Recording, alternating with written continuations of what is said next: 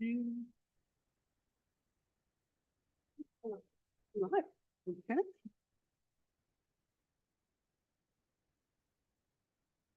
Okay, I call to order the meeting of the West Windsor Township Council of September 8th, 2025. Allison, can you please call the roll? Gawaz. Here. Jeevers. Here. Mindell. Here. Weiss. Here. Whitfield. Here. And have we adequately noticed? Yes, on January 17th, 2025, to the Times in a Princeton packet, filed with the municipal clerk at the West Windsor Township Building and on the township website.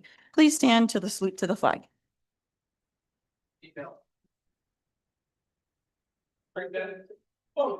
Allegiance to the flag, United States of America.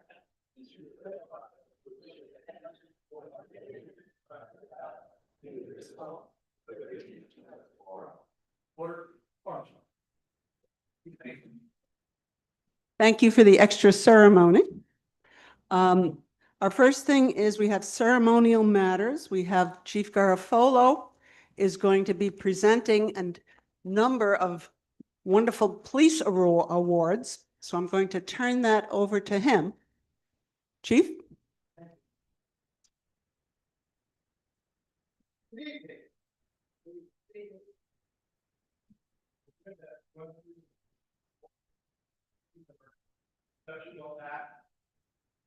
Of bravery. And I will go through each one of them. I'll call the officers up. We'll try not to take up too much of your time. I apologize for my back, but I can only look in one direction, so. You know what you look like, so we're Thank good. you. You only get so much of that. So I do want to start on a more somber note on one of our canines. So if I can just read this real quick, if I can get it out. So, okay, so last night our department faced a sudden and heartbreaking canine loss. Sergeant Frank Zicka was forced to make the difficult decision to lay his canine partner, Canine Hodge, to rest. Canine Hodge joined our department in April 2019 and faithfully served until his retirement on January 1st, 2025. He was our department's very first narcotics canine, and he set the standard high. Hodge was more than just a dog with a badge. He was a partner, a protector, and a relentless worker who earned the reputation as a for real canine. And a lot of this is written by Officer Polini, who is also a canine officer. And you know that because of the heart that goes into it. His records speak for itself. He was responsible for remarkable cases. Now, this is one of our canines. If you wonder what goes on sometimes in West Windsor. The seizure of 1 kilo of cocaine and $230,000 hidden in car traps during a traffic stop for the New Jersey State Police. That very case led to an even larger NJSP arrest involving fentanyl pills and cocaine distribution. Because our dog is a narcotics dog, it was not trained on marijuana. That was a choice we made even before it became legal. Because of that, he was one of the very few dogs that could be used around the state. So he was loaned out to the state doing work in and around our town many, many times because he was that good at what he did. The discovery of 51 bricks of heroin on a stop in West Windsor, 36 bricks on another NJSP stop, 26 bundles of heroin on a West Windsor car stop, resulting in a second-degree distribution charge for which the canine team received an award. Second-degree distribution. Multiple CDS arrests right here in West Windsor and in surrounding towns, and numerous criminal surrenders, each a testament to his presence and training. From start to finish, Hodge located 87 bricks of heroin across multiple cases. He was one of New Jersey's first narcotics canines not trained in marijuana detection, even before legalization, which ensured his service remained invaluable while other canines were being retired. So the canines that had marijuana training had to be retired because they could not be used. Those who worked alongside him saw the professional side of Hodge, the disciplined, focused, and determined canine. But Sergeant Zicka knew the other side, the loyal, playful, and faithful partner who never left his side. Their bond was unshakable. For those who have lost a pet, you know the aches that linger, but losing a canine partner is something even deeper. Your life's work is tied to theirs, and they become a part of you in every way. So tonight we honor Canine Hodge not only for his service, but for the love and loyalty he gave to his handler and his department. And also I left out about one pair of police uniform pants that he also managed to remove by accident. So just a moment of silence for K-9.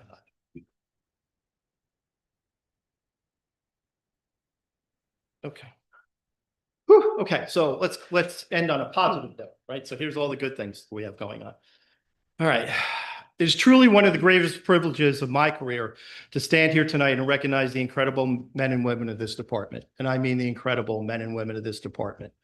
We have one of the luxuries to be a destination agency. What does that mean? It means people want to come here because they know the reputation. They know what we do. They know the pride, the honor, and the sacrifice, and they know that this is a great department to work for. So while other departments are struggling to find competent individuals, if they're not out there, we won't hire them. So everyone we hire, we wait for them and we find the best that we can get. And that's what we have, these great officers. I hear from members of our community who share stories of our officers' acts of bravery, compassion, and professionalism. I hear all the time. I get emails all the time. Just this past week, I received a letter about Officer Chwanek, who demonstrated warmth, patience, and professionalism while meeting with a domestic violence victim. Another about Officer Fatabine, who went out of his way to change a tire for an elderly couple in need. A family wrote about our officers handling a call with their non-English speaking housekeeper with respect and professionalism. Respect and professionalism. These aren't isolated stories. They are the culture of this department.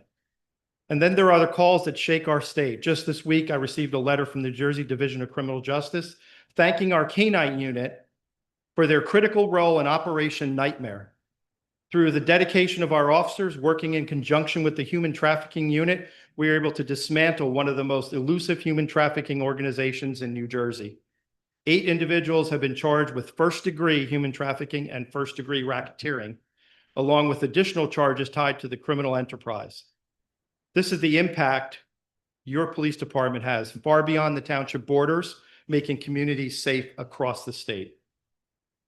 I have given each officer one very difficult task.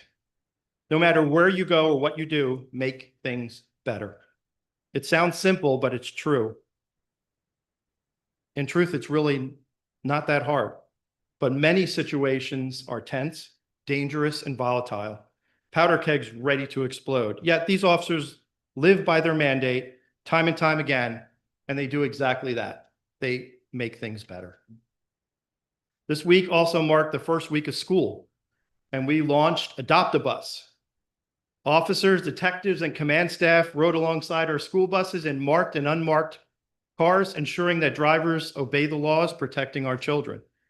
I listened to the radio and smiled as each officer proudly called out, adopting bus 1234, adopting bus 3245. That's who they are. They show up, they protect, and they make a difference. So tonight is my honor to present these awards, which recognize acts of bravery, life-saving professionalism, and service to this community. Each award tells a story not just of a single act, but the spirit of service that defines this department. Okay, can I have come up, please? Here. Detective Lieutenant Jason Jones, Sergeant Eric Woodrow, Patrolman Chwanek, and Dispatcher Quinn.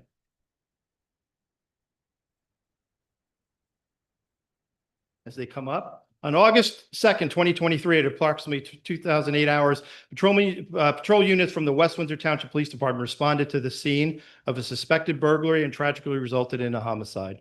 Upon arrival, our officers acted swiftly and professionally, securing the scene and initiating proper protocols. Detectives were promptly notified and responded without delay. Through coordinated efforts, diligent investigations, and communication with several partner agencies, the teams worked tirelessly throughout the night. Their hard work and accuracy in the investigation led to a significant breakthrough. As a result, by 17:15 hours on August 3rd, less than 24 hours after the incident had been reported to this agency, the suspect was identified, located, and taken into custody for prosecution. The swift resolution is a direct reflection of the professionalism, commitment, and exceptional teamwork demonstrated by everyone involved. Their effort not only brought justice to the victim and their family, but also upheld the safety and trust of our community. Today, we proudly present these members of the West Windsor Township Police Department with this award as a token of our gratitude and recognize hard work, dedication, and service to this township. Congratulations.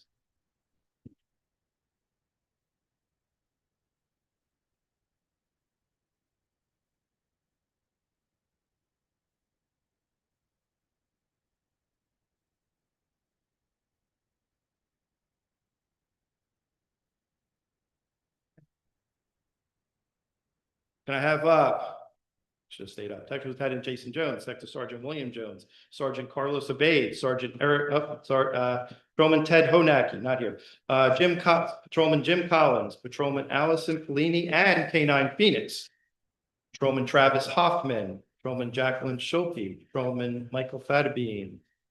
We have more. Patrolman Daniel Bora, Patrolman Josephine Pagano, and Patrolman Nicholas Cesar. Where's your dog? Where's your dog? And assisting agency, New Jersey State Park Police, Patrolman Brennan McDermott, and K-9 Jetty. No K-9. He's happy around there. In the early morning hours of December 8th, 2024, West Windsor police officers responded to a report of a missing woman suffering from dementia who had wandered from her home during the night in freezing conditions. Patrolman Daniel Borup was the first on the scene and immediately gathered critical information from the family before beginning the initial search. Recognizing the urgency of the situation, Sergeant Eric Woodrow and Detective Lieutenant Jason Jones coordinated a large-scale search effort, requesting additional units and resources. K-9 support was brought in with Patrolman Allison Pellini and K-9 Phoenix, along with Patrolman Brennan McDermott and K-9 Jetty from the Jersey State Park Police, conducting set tracks. Drone operations were launched by Patrolman Honacki, Patrolman Schulte, and Patrolman Fatabine to expand the search from the air. Additional personnel, including Detective Crawford, to Sergeant Jones, Patrolman Collins, Patrolman Hoffman, and Patrolman Pagano, and Patrolman Nicholas Cesar responded to assist in the ground search. After several hours of coordinated effort, the missing woman was located walking along the train tracks beneath the Clarksville Road Bridge by Meadow Road.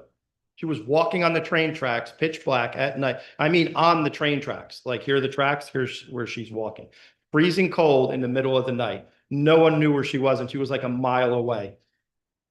Drone aerial reconnaissance played an instrumental role in the search. She was found safe with only minor injuries and was transported to the hospital for evaluation. I think it was a race between the drones and the canines because they were all the canines were on the scent. They were following, but the drones were up in the air. They got a little more, leeway and distance. So I think if it wasn't for the drones, the canines would have been on them.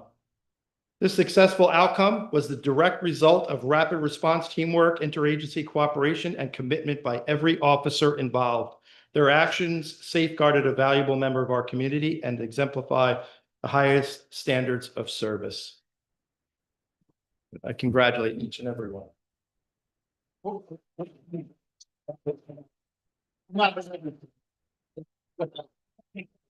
You're going to do that if you're getting honest. In the middle of the night, the chief of police was out there with all the rest of us conducting the search. So, Thank you.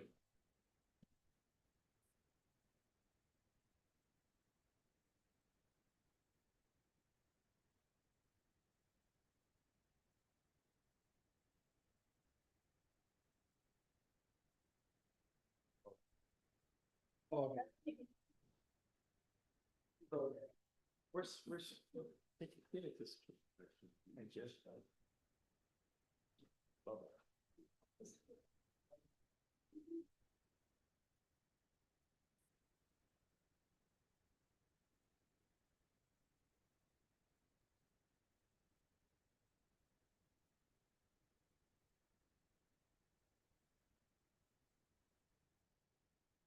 Thank you. Thank you. Yes, sir.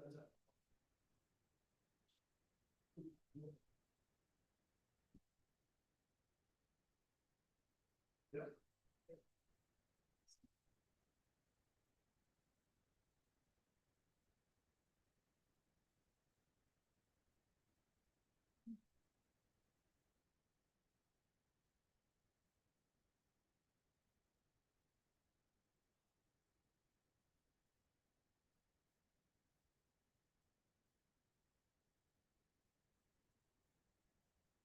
Can I get Sergeant Nick Barber up here? For the homicide task force, that whole thing I read, Nick was instrumental in this whole thing as we read, but I forgot to call him. I'm sorry.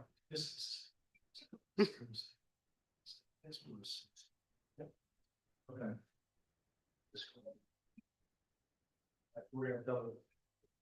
Okay, so Sergeant Nicholas Barber, while attached to the Mercer County Homicide Task Force, Sergeant Barber was assigned to 2 homicide investigations. His tireless efforts brought to justice 5 notorious gang members who were responsible for these horrendous crimes. Sergeant Barber went above and beyond with both of these large-scale investigations. Sergeant Barber demonstrated professionalism, compassion, and empathy when dealing with the victims' families. Routinely, we have detectives loaned out to the homicide task force for the county. So they are out there investigating homicides all across the county and sometimes across the state. And all I heard was nothing but accolades for Sergeant Barber and his time there through his professionalism and his ability to investigate and his attention to detail. So we've been.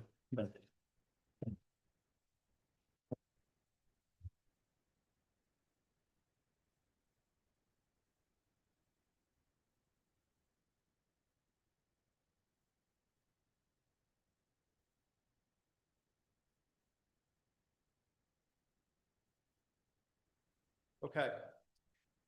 And I have Lieutenant Jeff Lai, Sergeant Carlos Abade, and not here today is Patrolman Mark Thompson.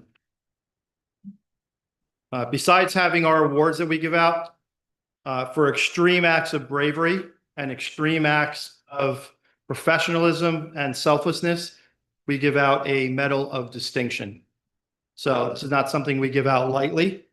But on August 3rd, 2025, at approximately 9:51 p.m., patrol unit dispatched to a report of a suicidal male armed with a handgun. This was an extremely, and I mean extremely volatile and dangerous situation. Sergeant Abade and Patrolman Thompson each risked their lives to defuse the encounter safely, preventing any injuries or loss of life. For more than an hour, while the individuals remained armed and unpredictable, they engaged him with patience, calmness, and professionalism. Lieutenant Lai arrived at the scene and at that point engaged the individual, and through open discussion and calmness was able to de-escalate the situation and safely resolve it. Through their skillful use of tactical awareness and de-escalation techniques, the individual ultimately surrendered peacefully. Their actions exemplify courage, restraint, and dedication to the preservation of life. And I have to say, extreme bravery. So this is the Medal of Distinction for these 3 individuals.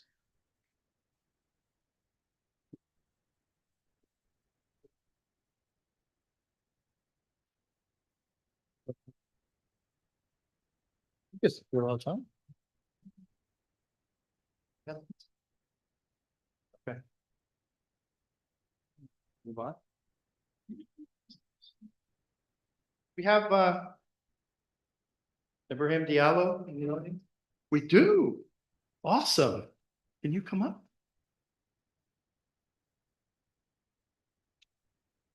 Thank you. So good. Okay. This is Ibrahim Diallo. How do you say your name? He traveled all the way from Georgia to receive this award. On August 8th, 2025, on Old Trenton Road, Mr. Diallo demonstrated extraordinary courage and selflessness in the aftermath of a serious motor vehicle crash. Before the police, fire, and rescue units have arrived, Mr. Diallo observed that one of the drivers remained inside her vehicle, disoriented from the collision. As the vehicle became engulfed in flames, he acted without hesitation, pulling her to safety. So this vehicle is on fire, and he's going in and pulling her out. His decisive actions and bravery that day undoubtedly saved her life. Yes, it did. Tonight, we are proud to honor Mr. Diallo for his heroism, and we thank him for traveling from Georgia to be with us and be recognized for his remarkable act.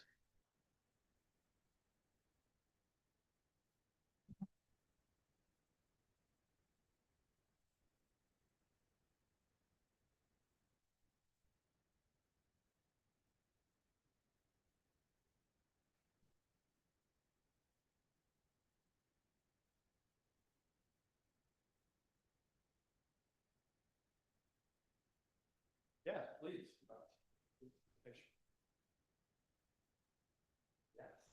I told him that we have a plaque for him. It's just that it's being made. And it obviously wasn't done.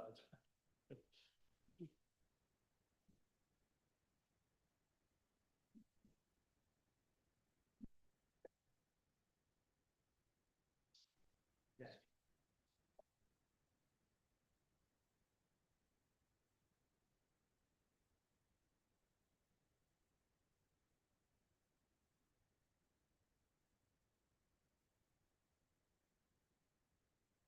That's for last. Last one, see? How are we doing on time? You use up our 3 minutes? Okay. All right. Can I have dispatcher David Barberich up here? And I say dispatcher David Barberich because he has about 35 titles and we don't have the time to go through IT professional, IT engineer, just about everything that gets done here, Dave does. So I'm going to talk quickly because I think it's important. So we are recognizing Dave today with the Meritorious Service Award to the West Windsor Police Department. And it's awarded to individuals who give unyielding dedication to the police department and do so many things for the police department that they not only make the police department better, they make the town a better place as well. So Dispatcher David Barberich is the unsung hero of the West Windsor Township Police Department. Hired in 1992, he has spent the last 32 years becoming one of the most dedicated, knowledgeable, and well-rounded employees ever to serve in the department. Simply put, the work he performs every single day is essential to keeping our agency running smoothly and our residents safe.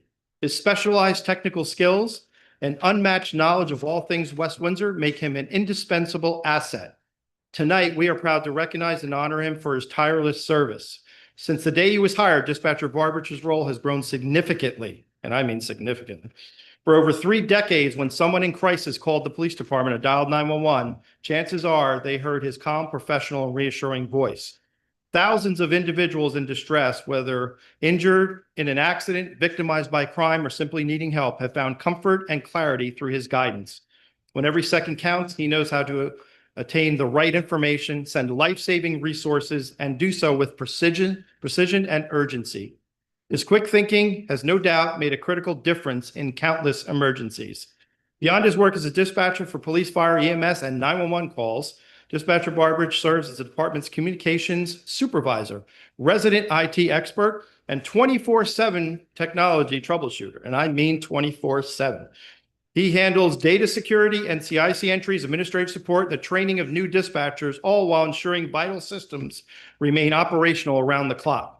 His phone is always on, and regardless of the hour or day, if there's a problem, he's the one we call, and he always answers. His behind-the-scenes work has been especially vital as the department has undergone major technology upgrades. Most recently, Dispatcher Barberich played a critical role in our transition to a new computer-aided dispatch system, one of the most significant operational changes in decades. His efforts ensured the swift, smooth, and seamless change. Prior to that, he led to the complex upgrade of our police radio system. Neither of those projects would have been impossible without his dedication and technical expertise. And he still has most of his hair. I lost all that.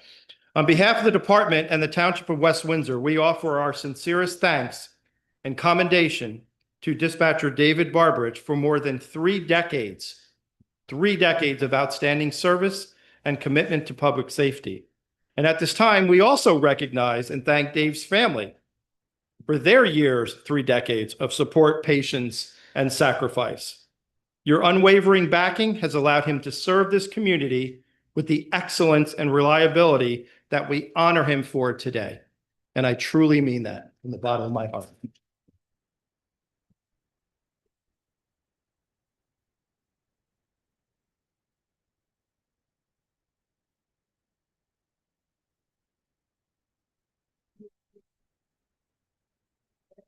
Thank you, Jeff. You Thank you wanna- very much. Well, you said we're gonna. Sure. Yeah. Yeah, sure. Yeah, you said you wanted to have them at the end. The same way before we take a picture with council. Come on up. So, and I thank you for your patience.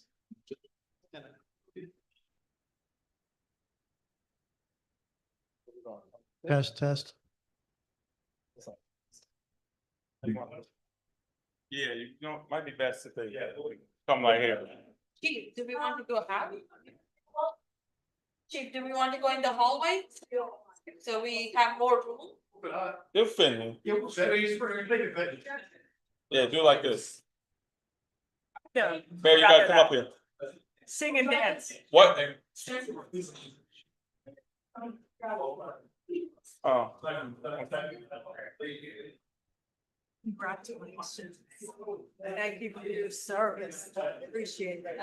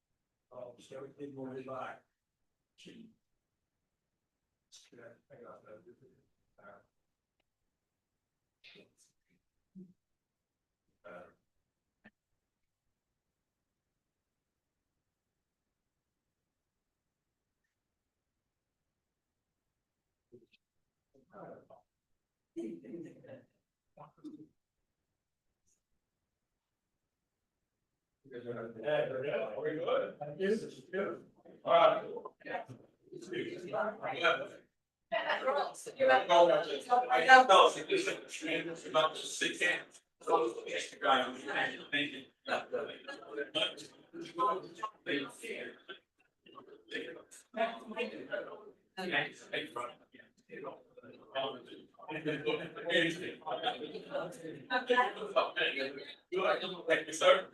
See you as well, sir. Thank you. My man, I know. You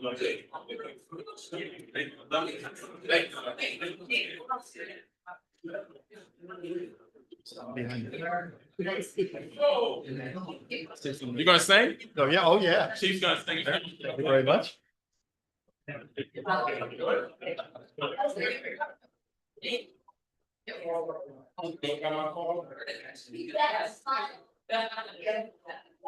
far back?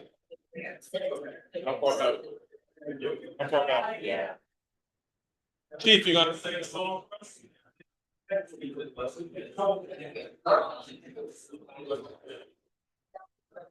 But I didn't have a chance before we wrote.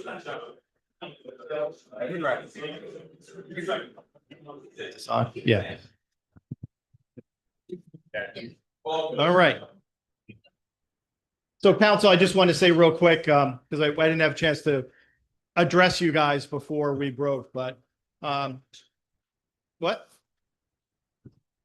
And now we can pitch you. So I didn't have a chance to address you, but I just wanted to say thank you.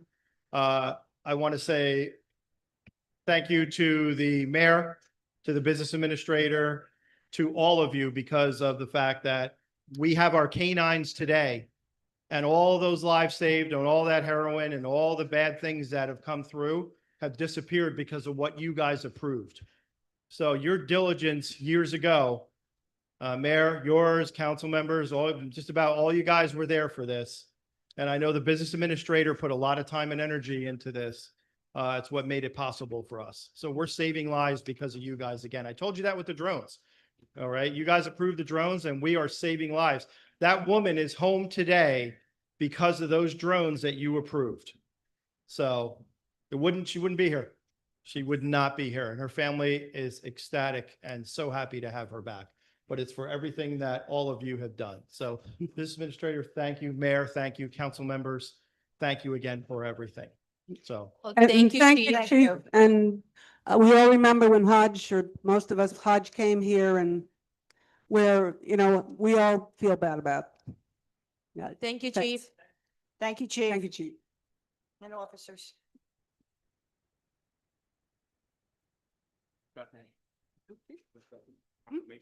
Proclamation. And I needed to read. No, Yes, that's okay. That's all right. Okay, that was very moving and, I think we're all not only moved by the police, but by the news tonight about K-9 Hodge that, I think many of us knew when he first came on board. And, the loss of a K-9 officer is a downer for everyone, but I'm glad we were able to honor everybody today. Moving right along, we have two more matters for ceremonial matters. The first one's going to be the the first one's going to be the proclamation for the National Senior Center. This is National Senior Center Month. We have a excellent senior center in West Windsor. I'm going to read the proclamation, and we plan on having a presentation to the senior center staff and people that come there, the council and the mayor. We're just trying to set that up. So when that's set up, we'll let everybody know, and we're looking forward to that. Excuse me. Proclamation for National Senior Center Month. Whereas senior centers serve as vital community hubs, connecting older adults to essential services, enriching programs, and meaningful relationships that enhance their quality of life. And whereas the West Windsor Senior Center is the focal point in the community for information, activities, programs, and services for the older adult residing in West Windsor Township, the center provides activities in the areas of physical fitness, health and wellness, education, recreation, humanities, interest groups, and local trips. And whereas the West Windsor Senior Center is accredited by the National Institute of Senior Centers, and whereas senior centers empower older adults to age well by fostering independence, promoting wellness, and encouraging lifelong learning, civic engagement, and social connection. And whereas the theme of National Senior Center Month, Discover Your Center, invites all community members to explore the dynamic role senior centers play in supporting aging with dignity, purpose, and joy. And whereas the dedicated staff, volunteers, and participants of our senior center exemplify resilience, wisdom, and generosity, contributing immeasurably to the cultural and social fabric of our community. And whereas we recognize and celebrate the invaluable contributions of the West Windsor Senior Center and senior centers throughout the United States in promoting healthy aging, reducing isolation, and enhancing the lives of older adults across our township and nation, now therefore be it resolved by Mayor Hemant Marathe and the Township Council of the Township of West Windsor for the month of September be proclaimed as Senior Center Month, and the Mayor and Township Council encourage all residents to visit, support, and celebrate their senior center and the older adults who enrich our lives every day. Thank you. And as I said, we will be presenting this at the senior center. The next one is proclamation for National Drive Electric Month, which is, some of you may remember, is National Drive Electric Week. There's now a whole month, a contiguous but not starting on the first of the day month for this. And I see Andy in the back there. This is something special to both of us because this got started in 2018. And we've been holding it every year since. And at some point, I hope that the electric cars are ubiquitous enough that we don't actually need to do this anymore. But at this point, we're still in the encouragement stage. So we will also be presenting this at the Community Day, at the National Drive Electric Month event at Community Day. Proclamation for our 8th annual National Drive Electric Month. Whereas plug-in electric vehicles have become a popular, practical, and increasingly prevalent means of transportation with real-world vehicle range, competitive pricing, increasing consumer and commercial choices, and improve national charging infrastructure. And whereas the transportation sector accounts for about 38% of New Jersey's greenhouse gas emissions, plug-in electric vehicles will help us to achieve clean energy goals as well as reduce our dependence on foreign fuels and support a healthy environment and economy. And whereas the state of New Jersey has passed legislation requiring and permitting the installation of electric vehicle supply equipment and infrastructure, which has long been encouraged by the Township of West Windsor. And whereas West Windsor Township is dedicated to being a leader in the use of clean energy, establishing policies and programs that conserve energy and promote sustainability. And whereas West Windsor Township purchased plug-in electric vehicles and charging stations as part of our municipal fleet, utilizing sustainable and practical transportation for our township. And whereas September 12th to October 12th, 2025 has been designated a National Drive Electric Month throughout the United States to educate our citizens about the benefits of plug-in electric vehicles and to promote their adoption. And whereas the residents of West Windsor are coming together on Saturday, September 20th, 2025 for our 8th annual West Windsor National Drive Electric Month event to share information, learn about, and promote the use of plug-in electric vehicles with their neighbors and surrounding towns. Whereas the West Windsor Township Mayor, Township Council, and Environmental Commission are supportive of these ideals, now therefore be it resolved that Mayor Hemant Marathi and the Township Council of West Windsor Township do hereby proclaim September 12th to October 12th, 2025 as Drive Electric Month in the Township and call upon all residents to join us in supporting the aims and goals of this worthwhile effort. And as I said, this will be presented again at the event, which will be on September 20th at Community Day. Okay, we've now finished the ceremonial matters, so I'm going to now open up public comment. I want to remind everybody there's a 3-minute limit for public comment and that each person speaks as an individual and ask you to give your name and address when you get up, and that we'll have one person at a time. So do we have anybody on the list right now? I do not have anyone on the list. So nobody's signed up? No.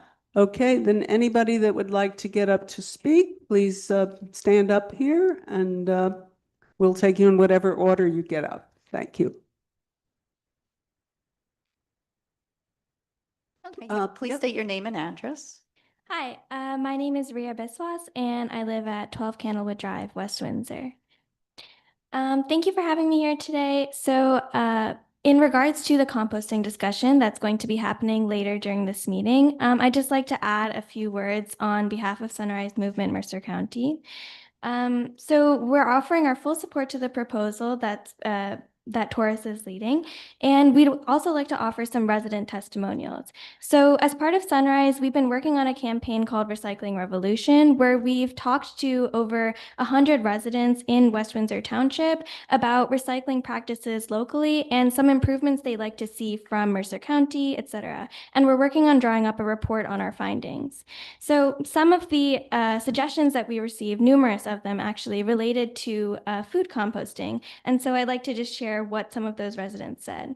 So a resident at 44 Slayback Drive said that she composts herself, which has given her a lot of experience as to the difficulties of composting and how much time it takes and resources.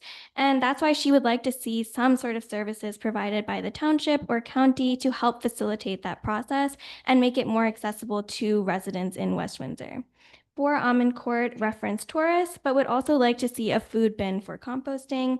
8 La Park Drive wants a third disposal option for food composting. 15 Aldrich Way wants official composting services. And 17 Aldrich Way also suggested composting services to improve food waste management in West Windsor.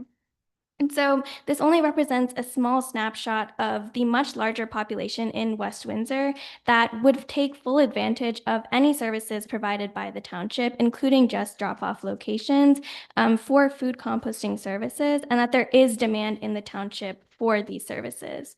And so I hope this is helpful to council in the composting discussion that will take place at the end of this meeting, and that Council will keep this in mind when considering the importance of food composting. Thank you.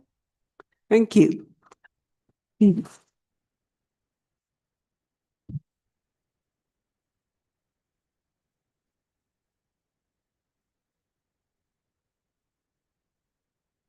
evening.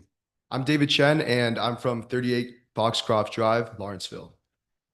Thank you so much, Mayor and council members. I'm David, and I'm Director of Taurus and I do marketing and sales. I'm joined by Matthew Gao, who's our CEO, and Anthony Wu, who's our CFO. Food waste is one of the most pressing issues in America today. Around a third of the global food supply, it turns into food waste. And what's more is that it breaks down to methane, which is 25% more potent than CO2. Princeton currently has composting initiatives, but West Windsor does not have a clear public food waste diversion system. Here's where Taurus comes in. We are a 501(c) nonprofit student initiative, and we provide food waste pickups and buckets. Matthew Gao will take us through our proposal. Thank you. Thank you. Does anybody else wish to speak?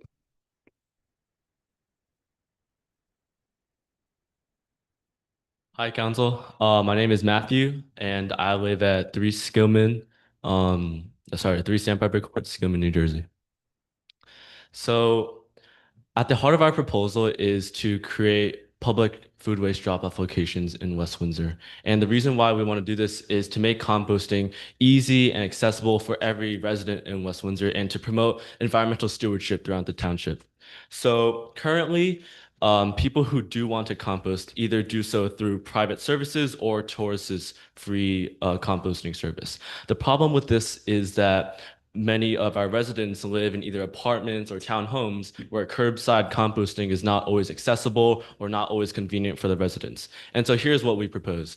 We will identify one location in West Windsor, for example, the Department of Public Works, and we will establish compostable food waste through establishing a bin that will be clearly labeled. It will be locked to prevent misuse, and there will be educational signage on it as well. And so through these bins, public residents will be able to drop off their food waste at whatever time is convenient for them. And from there, the food waste will be transported to a local composting facility and one of our partners, Trenton Renewables, where the compost will be converted into biogas and other environmentally friendly things.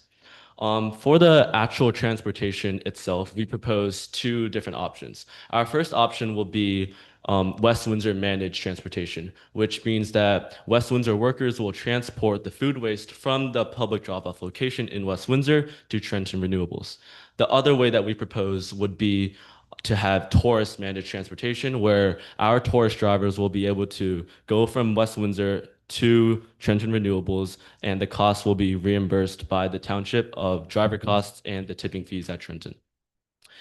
Importantly, our proposal also aligns very closely with the currently proposed New Jersey food waste legislation bills, Assembly Bill A4118 and Senate Bill S203, both of which aim to reduce food waste in the state by 50% by 2032 and 75% by 2037.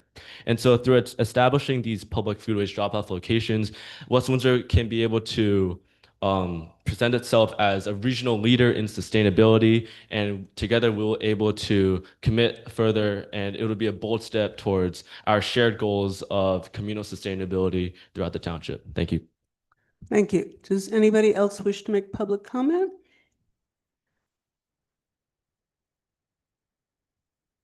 Hello, I'm Anthony Wu, and I'm a boarding Sorry, I student couldn't.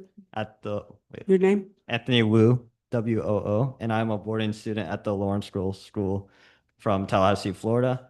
And I just wanted to talk a little bit more about like the specifics and the numbers behind our proposal. So for the cost, we want this system to be like scalable and also affordable for the township. So for operating costs, we would estimate that if this service would to serve 200 households and also be tourist managed, it would cost around $7,300 per year.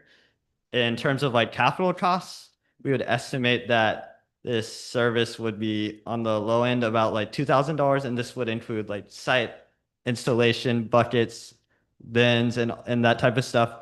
And these would last more than 5 years. And in comparison to like the current tipping by the township, the township currently pays $13.50 for each ton of waste. But this gap between the $70 that you pay at Trenton Renewables and the $13.50 is currently lessening due to the rising costs of landfill tipping fees.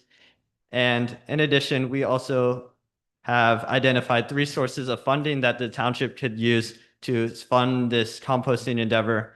The first would be the municipal tonnage grant, which is an annual statewide grant by the state of New Jersey that the town could apply to cover the cost of the site.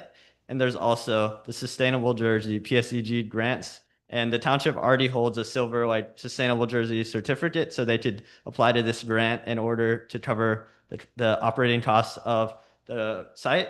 And last but not least, the federal food waste and composting reduction grant, which Princeton received a roughly $300,000 grant to establish a similar program. And this program would obviously be a lot more like long-term and supportive of the program, but it would be through the federal government. And we currently work with many partners, including like Trenton Renewables, which has the capacity for processing tons of food waste, even beyond like what West Windsor could possibly produce. In addition, we also worked with like food waste recovery organizations like Share My Meals in Princeton, and this would enable food to like be distributed equally among residents. And last but not least, we would also recommend, if the site would be established, that the town would publish like transparent reports that would show how many tons of food waste that residents produce, and also how many households would be estimated, so the residents can see how the site is benefiting West Windsor in general. So thank you for considering our proposal, and we urge the council to support this endeavor. It would help West Windsor become a leader in sustainability and also align with proposed state legislator. So thank you, and thank you for having us. Thank you. Yes. If I could just have everyone that has spoken so far, make sure you sign on our public sign-in sheets. Hi, Melissa Hager, 27 Quaker Road, Princeton Junction, long-term West Windsor, Princeton Junction resident, mayor, and council members. I'm here to support this endeavor. I think it's wonderful. I've been thinking about this for a long time, and I'm so glad that Taurus is here and that they're presenting this, and hopefully this will be a positive attribute to our town. Thank you. Thank you.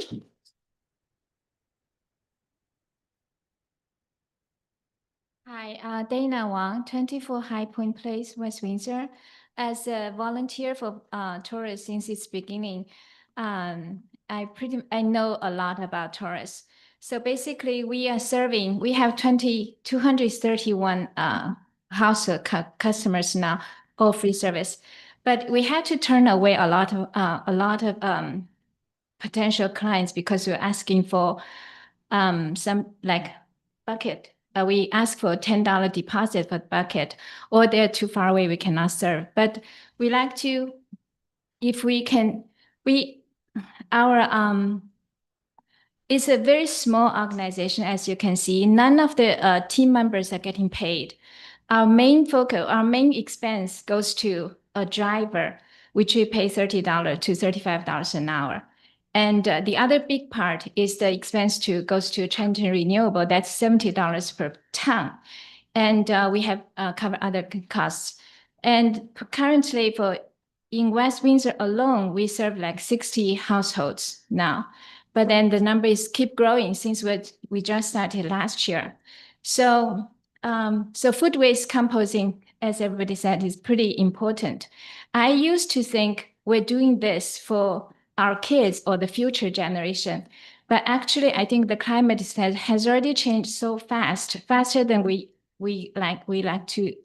expect. So actually, we're doing this for ourselves too.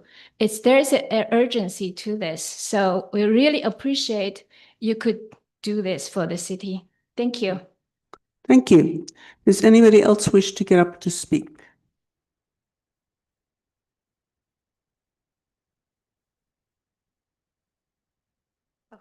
You can take it off if you want to. We can tilt Yeah. it. You can tilt it or remove it. Thank you. Deborah Margolis, 149 Tunic Flower Lane. And I am one of the residents that has been utilizing the service that Taurus presents. And I just wanted to speak to the fact that people might think, well, how much food waste is there? We are just two people living in our house. And the Taurus buckets go out every other week, and they are full because every scrap of vegetables, we have salads every night, but not just that.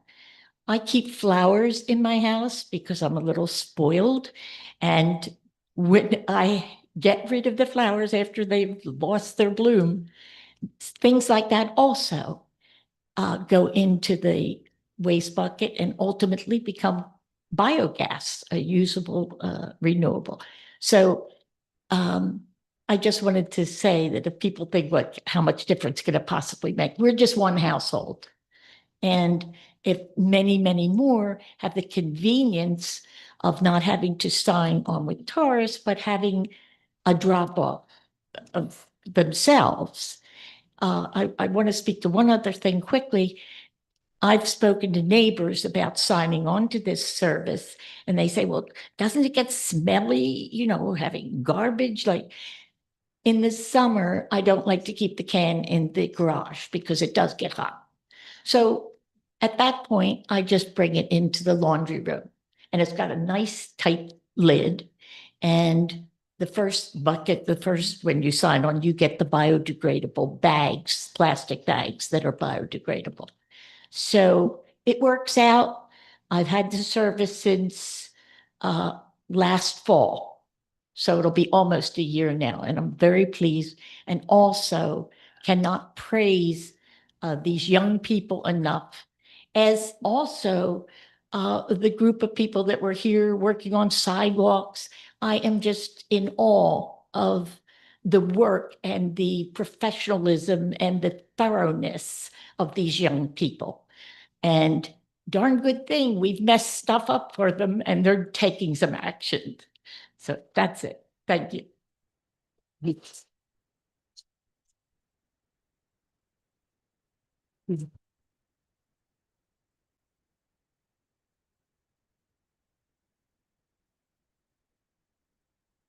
Good evening, Andy Samsu, 745 Village Road West.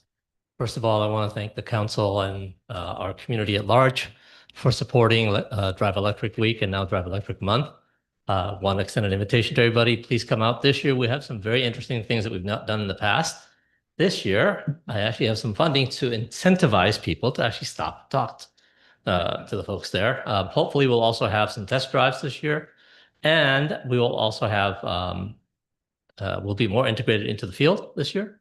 And then last but not least, I was not planning on speaking this evening, but I will say that one of our police officers this evening caught my eye. I said, that kid looks very familiar. Patrolman Borup. It turns out, Danny remembered who I was. He is my son's classmate from back in elementary school, which now tells me that I have lived in this area for far too long. But anyway, thank you all. Thank you. Hope to see you on the 20th. Thank you. Thank you. Does anybody else wish to speak during public comment? Andy, you may be here too long. I don't want you to go anywhere. Oh, I don't know. I don't want you to go anywhere. Yeah, if nobody else is going to speak for public comment, I'm going to close public comment and move along. We go to administration comments, please. Yes, Public Works began work in Zone 2, collecting yard waste and yard debris. We received notice this evening that Mercer County is undertaking a milling and resurfacing project involving Robbinsville, Edinburgh Road, County Road 526. Due to deteriorating pavement surface conditions, that road from Old Trenton Road to Line Road in the township of West Windsor is scheduled for milling and resurfacing. This project is going to start on or about Monday, September 15th, 2025, with an anticipated completion time of 10 business days, weather permitting. Please abide by the detours, and this announcement is going to be posted on the website. It was received after business hours. The next announcement I have has to do with flu vaccine clinics that our health department is offering. These clinics will be in partnership with Wegmans Pharmacy. The first clinic will be held at the Senior Center in West Windsor, Tuesday, September 30th, 2025, from 10 a.m. to 1 o'clock p.m. It's open to West Windsor, Robbinsville, and Hightstown residents, 3 years and older.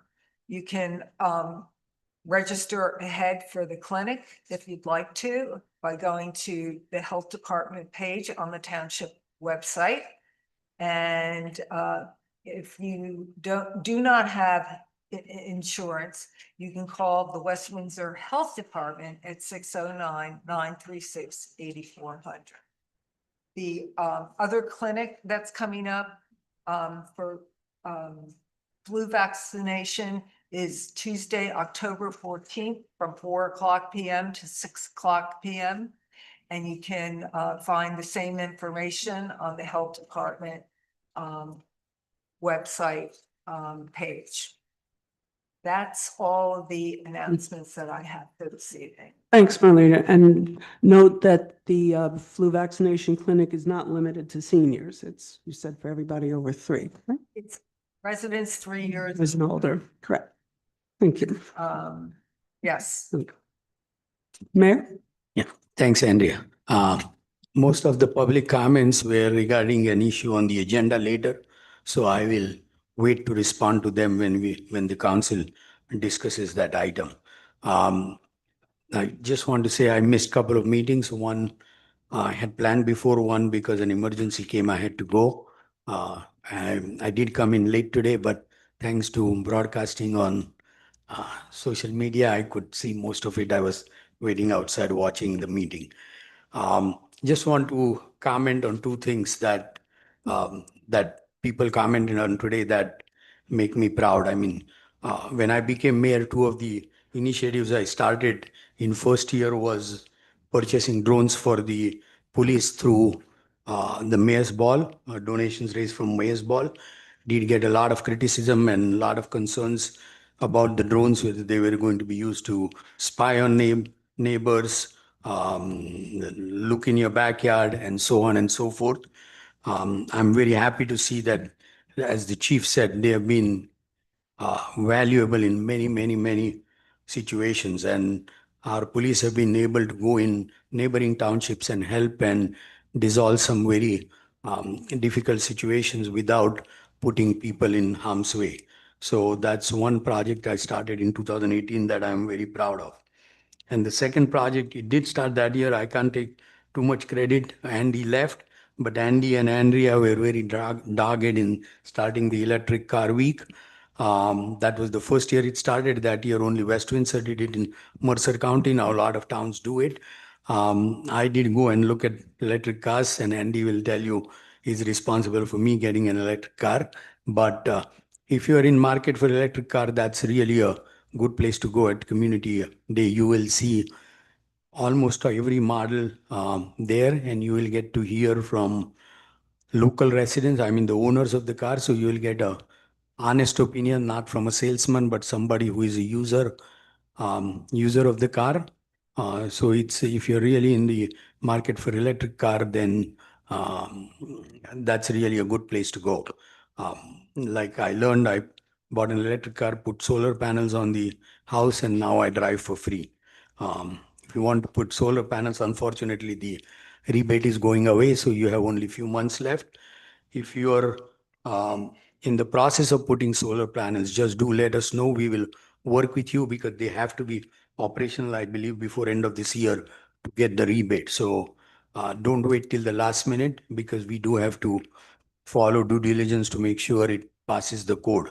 But if you are in the process of doing, my friend called me the other day, then please do keep in touch with us and make sure that you do finish by 31st December to get the credit. A couple of other announcements.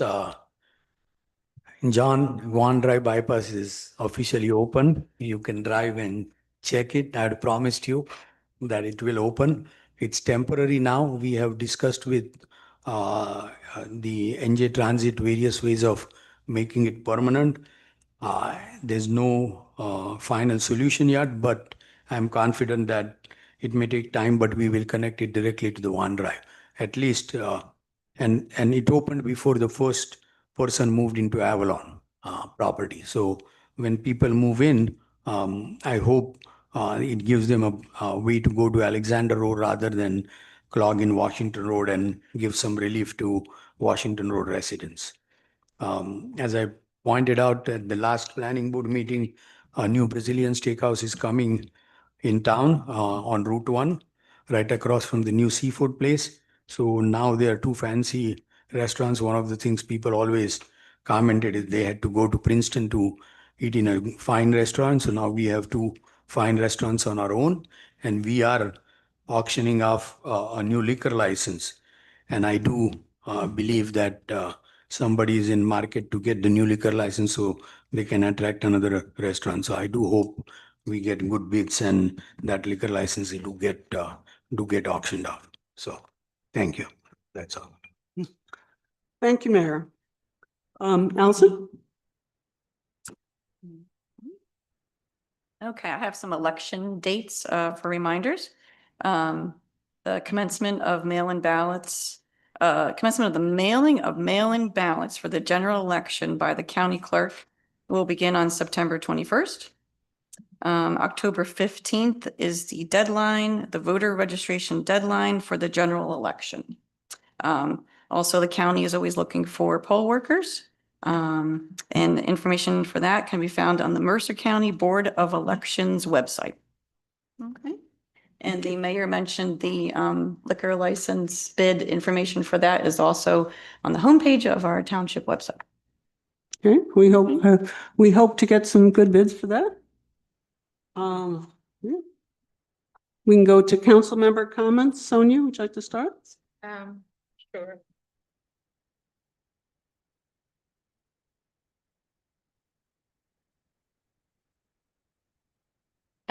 Just a couple of things I just want to remind everyone that this coming Thursday, September 11th, the township will hold its 24th September 11th memorial ceremony at 7 o'clock at the Twin Ponds Memorial at Ron Rogers Arboretum. It's right across from High School South. So I hope to see everyone there. I also want to remind everyone that on September 10th, the group 100-4911, they have been walking 100 miles every year. And we recently found out about them about, I think, 4 years ago, and they passed through our township. I don't have an exact time when they would pass through, somewhere between 2 and 3 o'clock, most likely. So they do walk through our township. They make us now. This would be the third year that they would make a stop at the memorial location at Ron Rogers. So once I know the exact timing, I would make a post. So please follow on. I really hope that we could give them a good reception. They do walk nonstop 100 miles to reach New York on 9/11. So that's something that, again, September 11th is very close to my heart. I do want to thank council. A few years ago, I brought this vision of placing flags at the memorial, and we started doing that. This would be the 6th year that we are doing it. Every year, I have been bringing different themes of placing the flags. Last year, we placed 343 flags to honor the firefighters that were we lost that day. Today, when we placed this morning, we placed 441 flags to honor the first responders, which includes 343 firefighters, 71 law enforcement officers, 8 paramedics, and 19 other first responders. I do want to thank Council President Andrea Mendel and Councilman Dan Weiss to come and help me place that today. Also want to thank former Township Clerk Gay Huber. She's the one who actually helped me start this tradition, and she stopped by even after retirement to continue the tradition. So I really want to thank everyone to bring my vision of honoring everybody who we lost that day. It is very close to my heart. I did lose my husband, my first husband, on 9/11, 24 years ago. Next year, being 25th year, I have some ideas that I would like to discuss with mayor and council. And we hope we can work on that. That's pretty much it that I have. I do want to remind again, everyone, we heard our police chief talk about the drones that were bought with the fundraising from Mayor's Ball. The first year, that was in 2018, I believe. This year, Westminster Gives Back is honoring 2018, correct? So this year, Westminster Gives Back, again, a group of volunteers who have been hosting Mayor's Ball for last, I think the only year we missed was COVID year, 2020. This year, we are honoring Westminster Police Department again through the nonprofit WWPBA 271. So the Mayor's Ball is on September 27th. All funds raised will go directly to WWPBA. If you want to buy any tickets, you can go on westminsterpba271.com to buy your tickets, or email westminstergivesback@gmail.com. Thank you. Thank you, Sonia. And if anybody's curious how you put in 443 flags, the answer is one at a time. So. Well, this year it was really, I think the rain that we had over the weekend helped ground.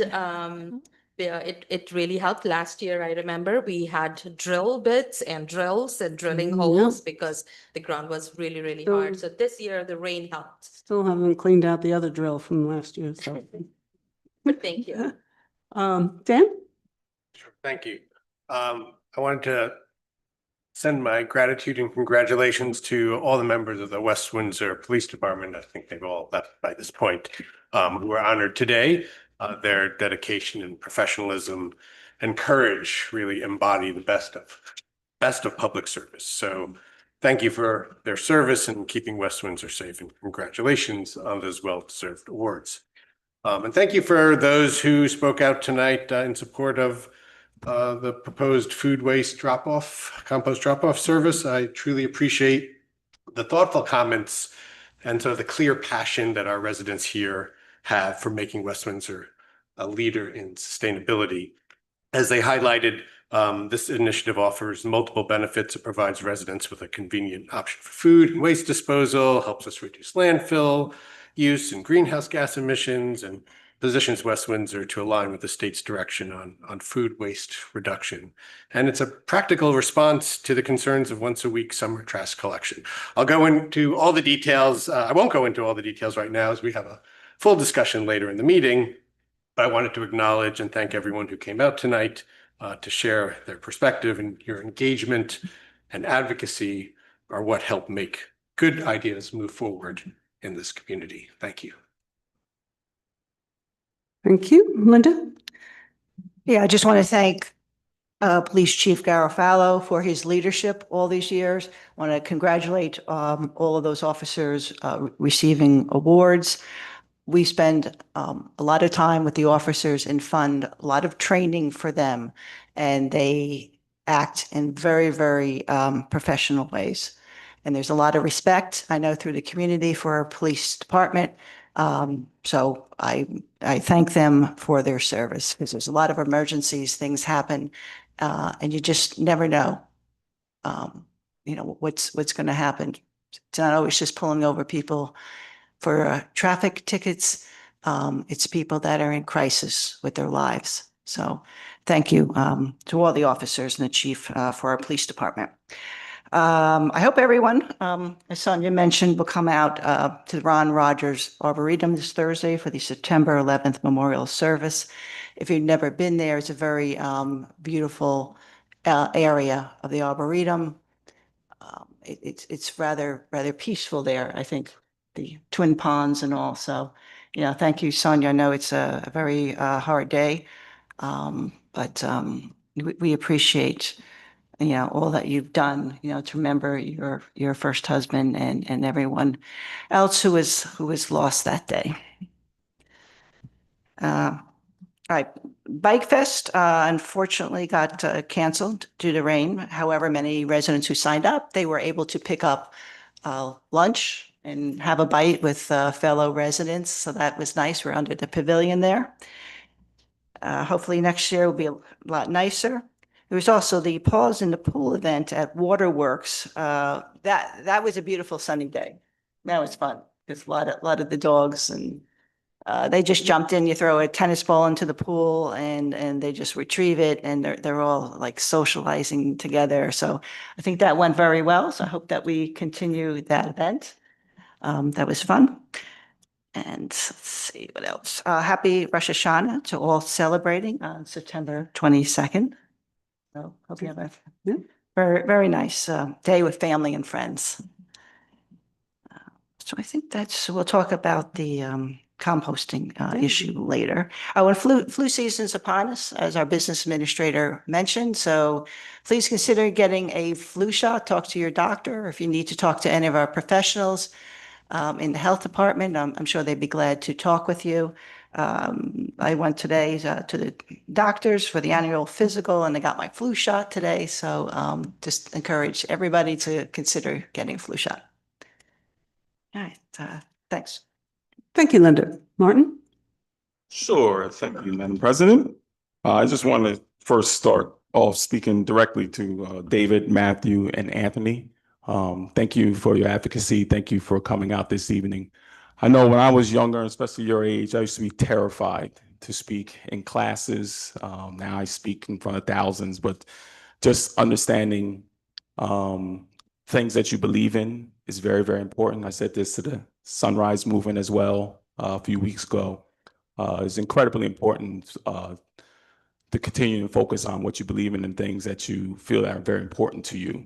Humanity is needed more so now than any other time, and especially for your generation, but our generations that we've seen politically, socially, culturally, we see that there's so many differences. And my line has always been the same. If we speak together and conversate with one another, there's far more commonalities that we have than differences. And we need to focus on those commonalities because too many focus on the differences in this country. So I just want to commend you for coming up here, speaking in front of the council and the administration. You did it very eloquently and very articulately. That's very, very important. So thank you for that. Also wanted to welcome all of our West Windsor Plainsboro School District kids back to school.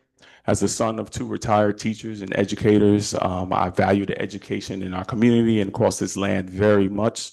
I think as a former school board member, I don't think people really realize so much that goes into it and from an administrative standpoint. So I just also want to commend Dr. Adderhold and wish everyone a very blessed school year. Our principals, our administrators, there's so much work that goes into our school district and to the parents, right?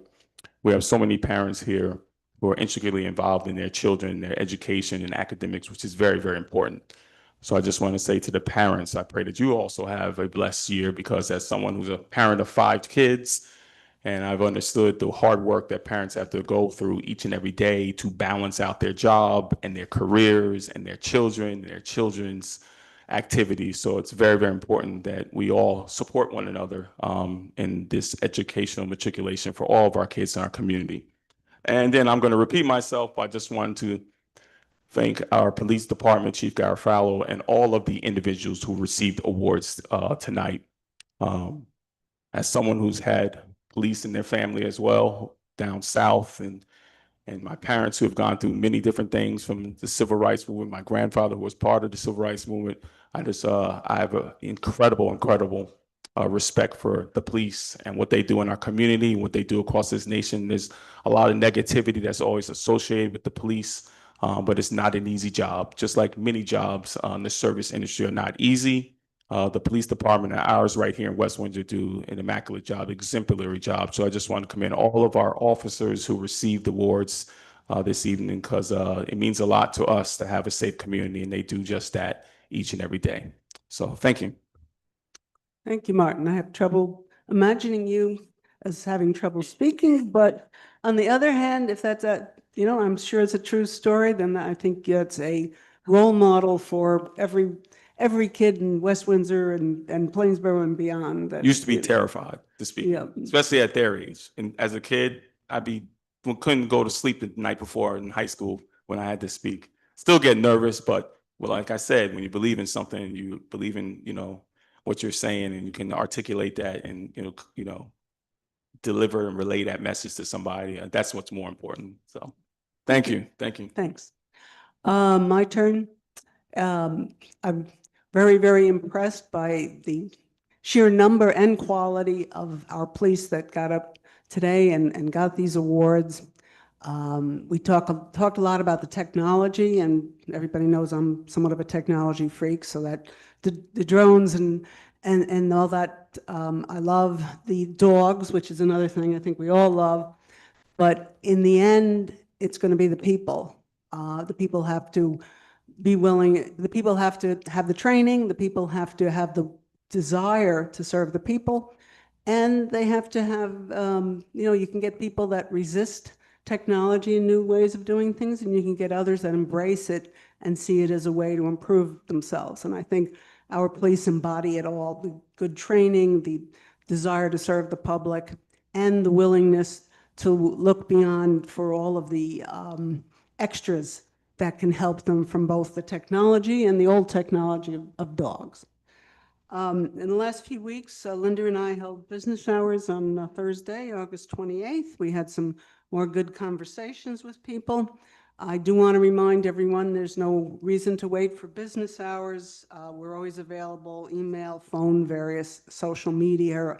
If you go on the website, their contact information for the town council and the mayor is always available, and we're always happy to talk to people.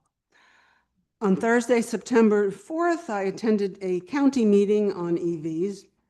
The county is looking to convert their vehicles to electric vehicles, and they've hired a consultant to review the charging requirements and electricity supplies at various locations. The plan is to have the vehicles charge on site on county properties, and I'm representing West Windsor on their EV readiness committee. And one of the issues that probably you're all becoming a little bit familiar with is the electricity that we think we turn on a tap is not limitless. And there are maps out there now that have been put together with where there is extra electricity and where there are almost red as far as available for these high electric uses. And somebody's going to have to do something on the state and national level to improve our infrastructure to provide the power for all these things that we want to do. And that's one of the things that the group has to look at if we put in something does this particular area have that excess power in order to do it? On Saturday, September 6th, I went to check out the pours in the pool. I saw Linda there playing with her dog. I saw several others there. Sonia didn't bring her very voracious dogs there, but we all enjoyed them. It was the first annual dog swim at Waterworks.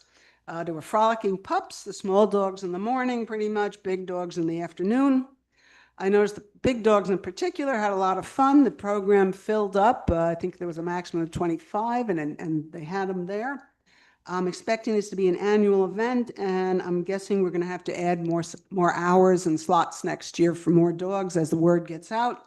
I want to thank the Recreation Department who put this together for the township. And I know we've all been talking, and Sonia had mentioned it. I know the mayor had mentioned it back during COVID that, gee, let's look at doing this, and I'm glad it's finally, we got that to happen.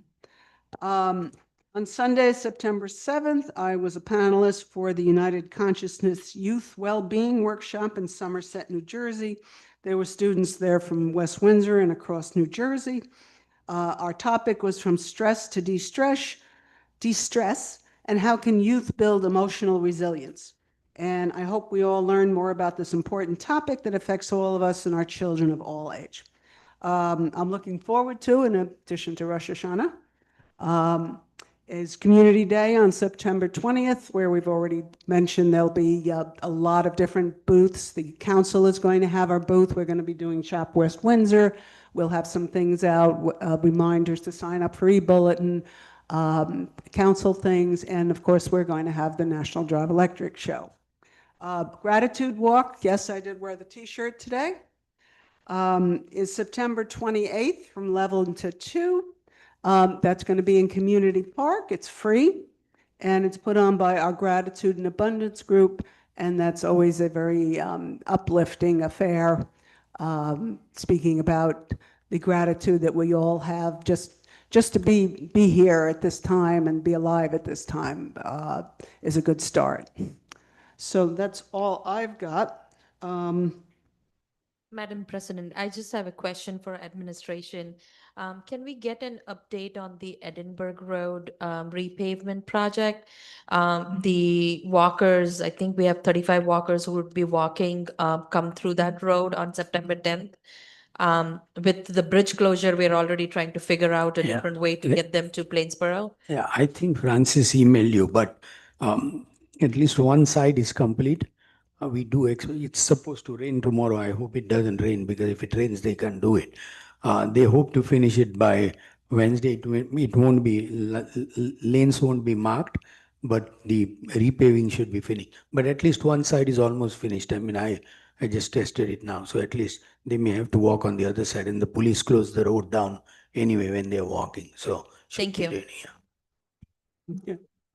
Sidewalks done on most of that project too? I think a lot of the sidewalk is that's being redone is done, but on the project. Sidewalks are all done. They did the sidewalks first because they had to change the sewer grates. So all the sidewalks, but there are too many people to walk on the sidewalks. I mean, Oh, yeah, not for that. I've seen that. But Yeah. the sidewalk is perfectly fine. It's just the road, one side is still milled, the other side is paved. Now they are coming back.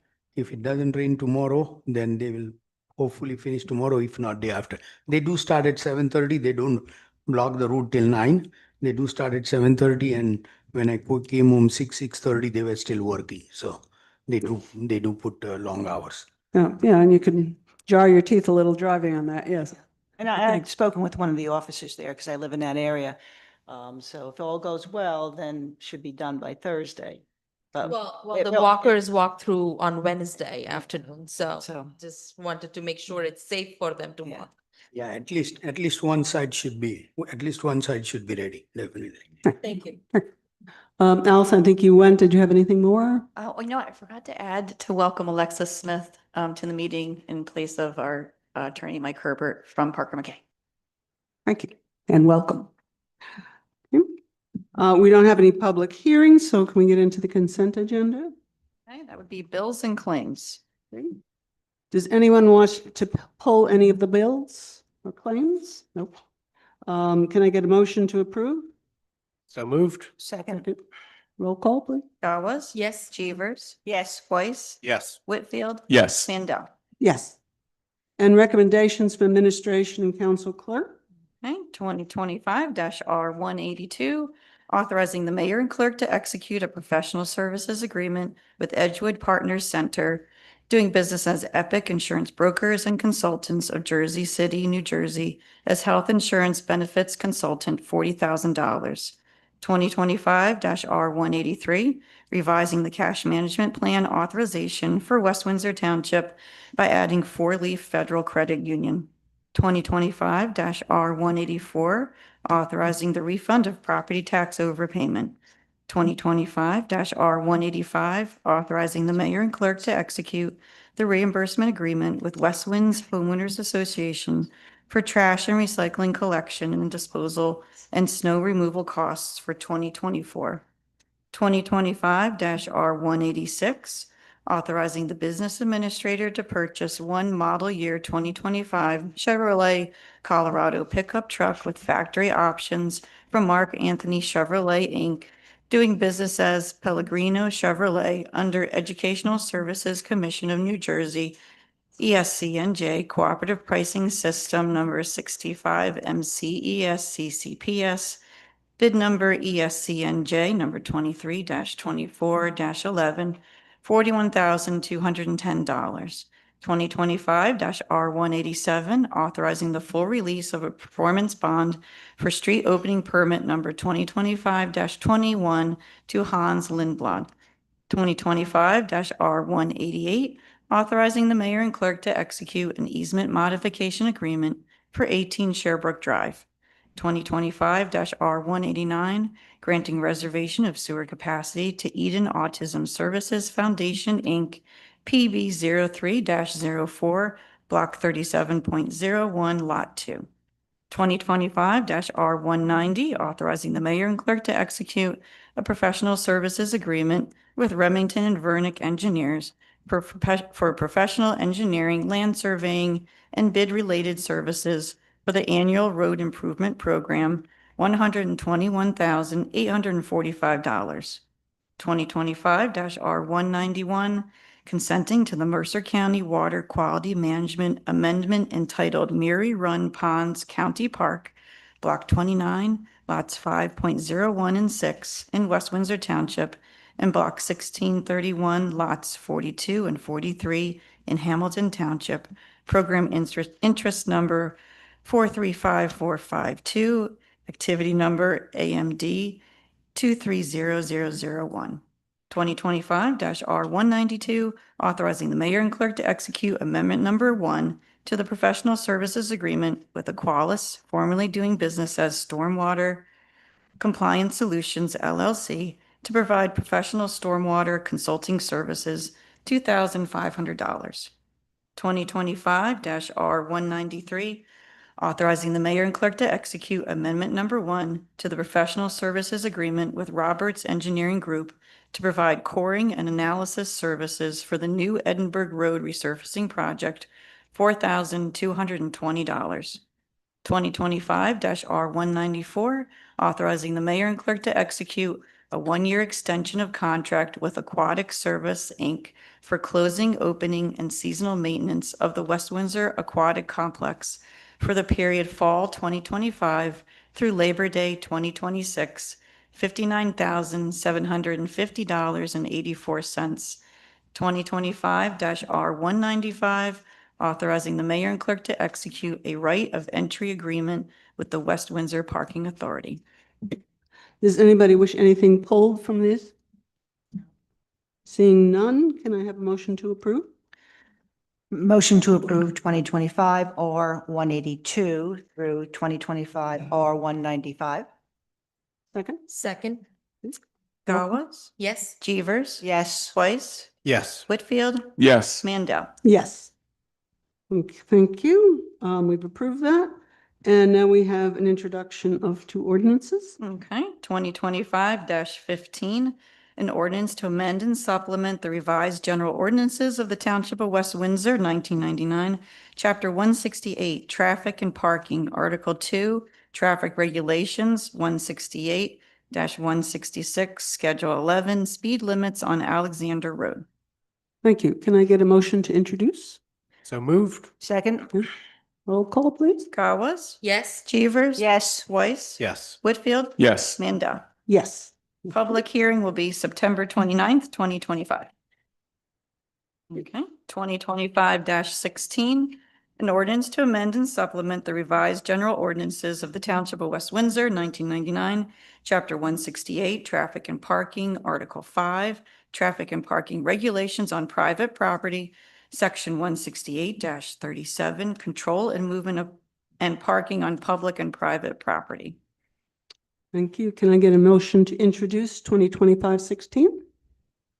Salute. Second. Gauss, Yes. Jeevers. Yes. Weiss, Yes. Whitfield. Yes. Mandel. Yes. The public hearing will be September 29th, 2025. Okay, I'm now going to open up public comment. Again, there's a 15-minute comment limit, 3-minute limit per person, same rules as before.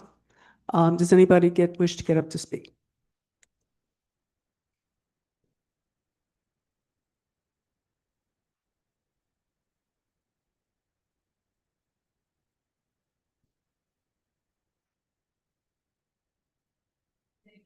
One of our jobs is helping other scouts with projects such as an eagle project. And recently I helped one of the scouts to remove an invasive species called the otter hollow, which led me to more extensive research that showed that many invasive plants that are in West Windsor need to be removed as they affect conservation. And one of my proposals is to host a plant exchange program where people in the community can cut down trees and invasive species that get sent to the community, the township, tree commissions, and all that helps raise money for parts of the township too, such as this. Okay, can you possibly put that into an email to us so we would know what the proposal is? Thank you. Thank you. Does anybody else wish to get up to speak?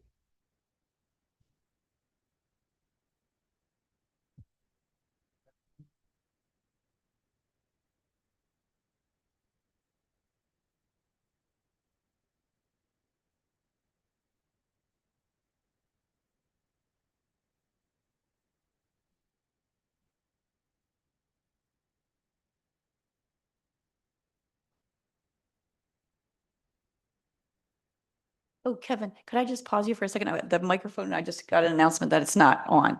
So I'm going to pause your time and give you a minute. Not on, or is he Maybe. close? Yeah. Let's see. Testing.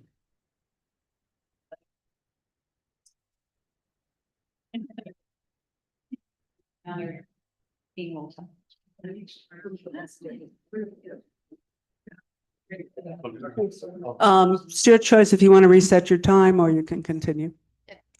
Yeah. You're fine? Okay, I think Allison is going to restart the time. yeah. Okay, go ahead, Kevin. All right, start over. It's Kevin Ranello, 106 Harris Road. Once again, I just want to thank council and the mayor for starting a process of moving forward of reducing the speed limit on Alexander Road in the 30-mile-an-hour section to 25. Other people from Berrien City Association couldn't make it tonight, unfortunately, but I'm sure that they would agree that they're thankful that we're finally moving forward with this. It's been a long time coming. Thank you. We look forward to it, hopefully going through. Thank you. And the hearing will be at the next meeting. Okay, at this point, does anybody else wish to get up and make public comment, please? Seeing none, I will close the second public comment, and we will go into council reports, discussion, and new business. I'll go into the new business portion first, and then ask people to give their council reports for their different liaison type activities. At the request of Dan, we have been asked to have a discussion on composting for West Windsor. We're not allowed to actually talk about any kind of contract proposals, but we can have a general discussion on various composting ways. Madam President, is Yep. my microphone on? Yeah. Yes. So just want to go off of what you said. I want to preface it. Unfortunately, I sometimes. We speak- can't hear. You can't hear me? How about now? Yeah. Better? It's a little muffled. Sometimes in my job, I have to be the bearer of bad news, but that's what I'm here for. So what Madam President just mentioned is we can't have a really detailed and granular discussion about it tonight, but a 30,000 foot in discussion is okay because of public contracting laws and things of that nature. So we just have to keep that in mind. General composting discussion, things of that nature. I assume you'll keep us honest if we. Yeah, I'll try to, I'll switch microphones, so be a little more vocal. Need the guidance. Thank you. Okay, I'm gonna let Dan start. Sure. Thank you. And thank you for allowing us to have this discussion. I mean, the goal really is to talk about the concept and not the nitty-gritty details. Right. So, and this is a topic that's come up frequently in my conversations with residents over the last several years, actually, even before I was working in this current capacity. Residents want to see improvements in our town and how we can be more forward-thinking in addressing environmental challenges. And I also recognize that protecting our environment must be done in ways that are both practical and functional. So the idea of a food waste compost drop-off service was actually first raised publicly back in March during one of our budget meetings. And at that time, I asked the council directors, township directors, whether this was something that they would consider. And the response was pretty positive. And while we didn't go into any of the details then, I think the mayor actually said, send me a proposal. So here we are. And so the proposal that I'm presenting was written in collaboration with Taurus, who's a 501c3 organization based here in West Windsor. They provide a. Excuse me, Dan, you're saying the Taurus one is collaborating between you and Taurus? Yeah, so I collaborated with them Okay. To create this proposal. And what? Yeah, it's a contract. Yeah. All right. But I mean, we are not discussing the awarding the contract or anything. This is theoretical. When it comes to the executive session, what I'm going to do is prevent a claim and get involved now. Right? So it's better to keep it as high level as we can. I know we have presentation from everyone tonight. So at high level, we can keep. So it can be discussed as a collection, but not necessarily with any particular company that's doing it.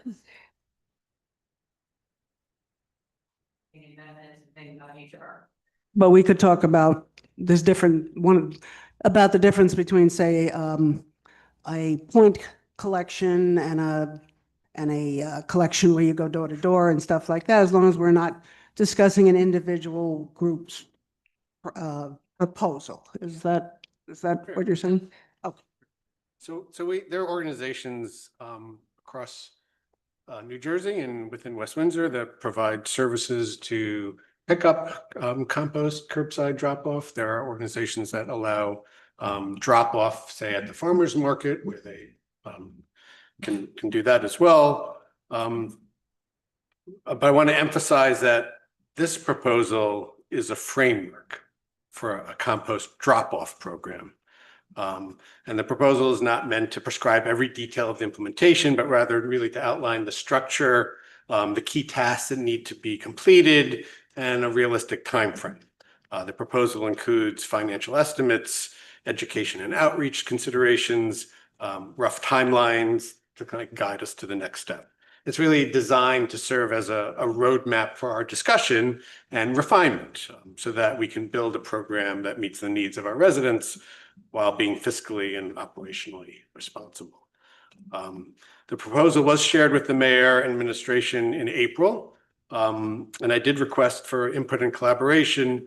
The administration declined not to engage at that stage, but I think this concept is too important to just leave unexplored.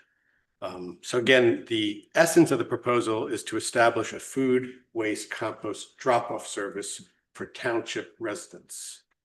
Currently, residents have a few options for fee-based curbside pickup and a drop-off service fee-based that's only available at the farmer's market, but not all residents actually are able to use this service, especially residents that live in apartment buildings or multi-family homes, or some of these new developments where people don't actually have curbside access, where they can leave their cans out. So by providing a drop-off service, basically we're making this capability available to everybody in West Windsor. And it will be accessible. I mean, the goal is that it's accessible not just during like very fixed time hours, but effectively if we do it, if we consider making that service available at DPW on Southfield Road, which is open Monday through Friday, actually Monday through Saturday, it provides a very large window. And DPW already provides some recycling and other services from that site now. So it's a pretty simple model. Basically provide a place for people to drop their food waste, and periodically transfer that waste to Trenton Renewables or any recycling organization that we feel is appropriate. But in addition to sort of like the operational aspects of it, there's sort of also the need to do outreach and education. When you think back maybe 20, 25 years ago when we first started recycling cans and bottles and now paper, and went from 1s and 2s to now 1, 2s and 5s. There needs to be a level of engagement and education and socialization of this. It just doesn't happen magically. So I think there's lots of organizations that will gladly support that type of education and outreach that we can leverage and take advantage of. So I think I just want to sort of highlight some of the core benefits of doing this for the town. The first thing that comes to mind is earlier this year we decided to change our summer waste management collection from twice a week to once a week. It was a tough decision, but it was pretty much based on the extraordinary increase in the cost of that. And the extra 12 pickups over the month wasn't really worth I forget what the exact number was, $500,000 or something crazy like that. So for some people, it didn't have any impact at all. But for other people, they were kind of upset about it because especially for large families that are generating a lot of waste, and especially in the summer where that stuff can be kind of smelly, they were not happy about that. And this is actually a pretty good way to provide an alternative and a way to mitigate some of that. I've been doing compost collection and depositing that with the Wood Forest for well over a year, and it's stunning how little regular garbage I have now. I actually generate more compostable waste than I do waste to put out for regular waste management. And by pulling that stuff out of your garbage can, you're kind of eliminating this smell problem. And some people, a lot of times I get the reaction, it's like, well, put all that compost, someplace else, it's going to be smelly. Well, it was going to be smelly anyway in your regular garbage can, which is typically not sealed. Whereas in this case, you're actually putting it in a completely sealed container. So I have had zero issues regarding like odor. So I think we can position it especially for the folks that are complaining about the lack of the 2-week pickup as a benefit to them. It was mentioned that there's New Jersey legislation moving through the process, Assembly Bill 4118 and Senate Bill 203, which is going to put in mandatory requirements for reducing organic waste that each municipality puts into landfills. And that is being pushed forward because we're running into a problem where we're going to run out of landfill space, and the cost of disposing garbage, which is already skyrocketing, is going to continue to skyrocket, not to mention the mounds that we're creating stuff. Taking all this food waste and compostable garbage out of our landfills and using them to feed a process that generates renewable energy like biogas or premium fertilizer is a sort of a wonderful way to reduce, solve that problem of our landfills. And the state is actually going to be putting that together. I did check with leaders at the state that the bill was introduced by the chair of the environmental agency in the chair. So the likelihood of it moving forward is pretty strong since it's sponsored by the chair. So we can expect to see that in the next year. And so by doing this now, we're kind of positioning ourselves to be ready, if not ahead of the game. We have strong community interest in this, so I think we should. One of the reasons that I have stepped into this role is to be able to sort of raise the voice of what the community is looking for, and I think there's an incredible amount of interest and desire for this. And finally, in your packet, there's two letters of support. One is from the Mercer County Improvement Authority, who effectively runs all of recycling for Mercer County. They pointed out how successful Princeton's program is to do this, and that this is really a great way to sort of build the Mercer County network of recycling and renewables. So again, my goal here is to start socializing this idea, getting everybody to think about it more, and getting everybody's support to agree that this is something that we should prioritize as a service to deliver to our township. So with that, love to hear other people's comments and. Okay. I know the administration got mentioned, so I'll give you a look at it if you want. If you want to say, do you have any comments? Oh, I have comments. Oh, I always okay, have and we comments. will have a council discussion, but let me Okay. hear what you're. I mean, I can, Yep. I can make some comments and then wait.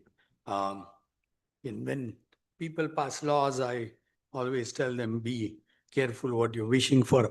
I don't know what law is preventing us from discussing it, but it's a good intentions having unintended consequences. I would have loved to discuss exactly what's in there. I don't know which law it is, but it is what it is. Unintended consequences of passing something with very good intentions. So again, I mean, Dan has been after me trying to do this, and I've always told him too many balls in the air, too many things on the plate. So just to first, before I make comments, just to build on something that Martin said in his comments. I mean, I admire you for doing something like this. When I was your age, I could solve complex equations, any complex equation. Never thought of doing either a survey or anything like this.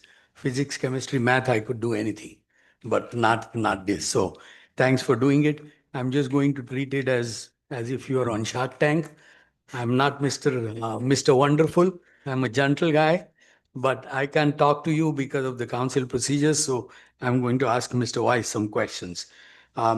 First immediate thought comes to mind is, have you approached restaurants? I mean, they generate 50 times more waste than my home. Yes, so Can you move closer? You know, I'm deaf. sorry, yeah. So this proposal is focused for residential services, but it provides a sort of the infrastructure to be able to then offer that to commercial. I think what we have to be careful about is the volume is going to be tremendously different. And while as a township, while we probably want to offer that as a service to residents, I think if we do that for commercial folks, that probably should be fee-based. No, I mean, even it has to be fee-based everywhere. Because as you know, on council member, we max out on spending, right? So if you introduce this program, I mean, one of the things here, it says is there's no personnel cost nobody's going to work for free. I mean, the kids work for free because it's a volunteer service for them. Right. But if I have to find a location, put there, I mean, there has to be somebody to run the program, somebody responsible for doing this. Sure. So there's no personnel cost booked in this. And from the township point of view, whenever you say, okay, we want to hire a body, I mean, I'm talking in business sense, I mean, FTE, whatever word you want to use, full-time employee. your choice is always, okay, which department I want to hire? Do you want to hire a police, a firefighter, an EMT, or to hire somebody to do this? So I mean, that's a time, that's a type of discussion you have during a public. Right, and that's sort of the details that we would want to work through to understand what the impact would be as far as people costs. So I mean, we already have people employed in the township that focus on recycling initiatives here. So then the question is, where is their priority and how do you manage that? So I think it's a discussion to understand more about what that impact is. Right. So, I mean, that's one of the things is the proposal is very good, but a proposal like that needs to be done at a much higher level than township by township simply because it's not cost effective. I mean, you just mentioned we moved from twice to once because of budget constraints, right? Now this is introducing something else. I did look at your number from Princeton. I mean, it's 0.7% of Princeton residents use that service. I mean, if I take Princeton's population and whatever number of 0.7%. I mean, if you try to do service for 0.7%, there are 50 such services that this is very valuable. I'm not saying this is very important, this is valuable, but you have to have a lot of discussion about cost benefit ratio and whether that's the best way to go about saving the planet. I mean, let's say you are wildly successful and 5,000 people suddenly start driving to the compost facility. I mean, that creates their own problems. When Well, that's a people- good problem. Yeah, I think that's a good problem. but that's when people start complaining about traffic, that's another problem if you're wildly successful. So before the council or administration does anything, I mean, a lot of thought and a lot of analysis needs to go into this because a lot of things this has not considered. I mean, on a small scale, it's great. I mean, as I told when the kids came here first time, I don't mind promoting it. I don't want to be in charge of it because I don't have the bandwidth or the manpower to do it. But I don't mind introducing it or promoting it or telling people that, look, this is a service available from this organization. It's a great organization. And please sign up and see how you feel. I mean, I will not hog all the things you can discuss. I'll come back if I. Okay, Mayor, you done? Yeah, I mean, I made few of the points I want to Okay, make. thanks. Linda, would you like to talk?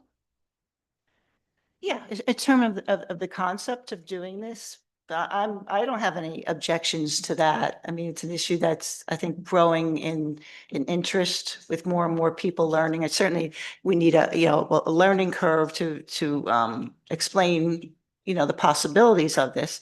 Like I'm on the Shade Tree Commission liaison and we talk about trees and they have a lot of discussions about different things and ordinances, right? So this is a big issue that normally I think would go to the Environmental Commission to start, talking about all the things, the education for the public, how would this work?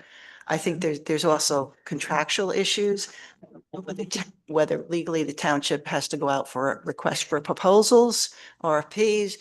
Do we have to bid this because it's waste pickup?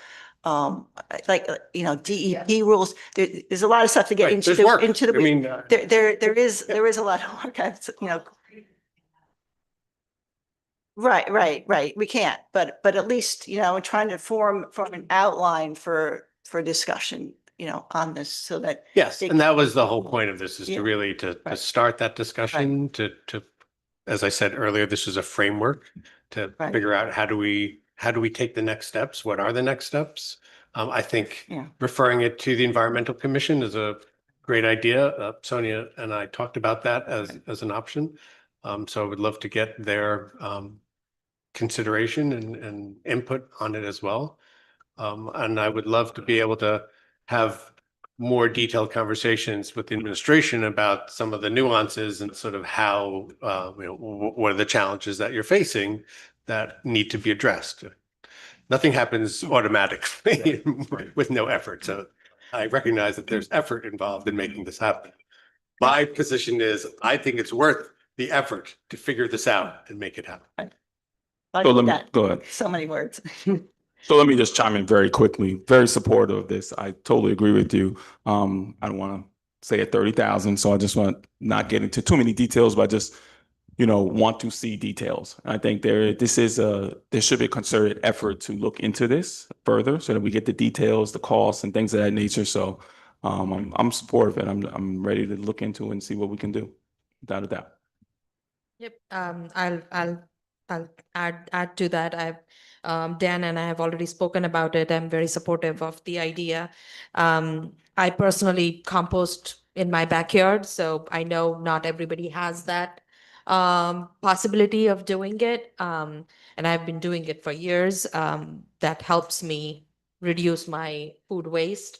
I also use scraps I was mentioning to you, I make my own stock using all the scraps, and there are many ways of reducing food waste. But I do like the idea of bringing a program to our residents. We do need to have a bigger conversation about it and nuances of how to go about it.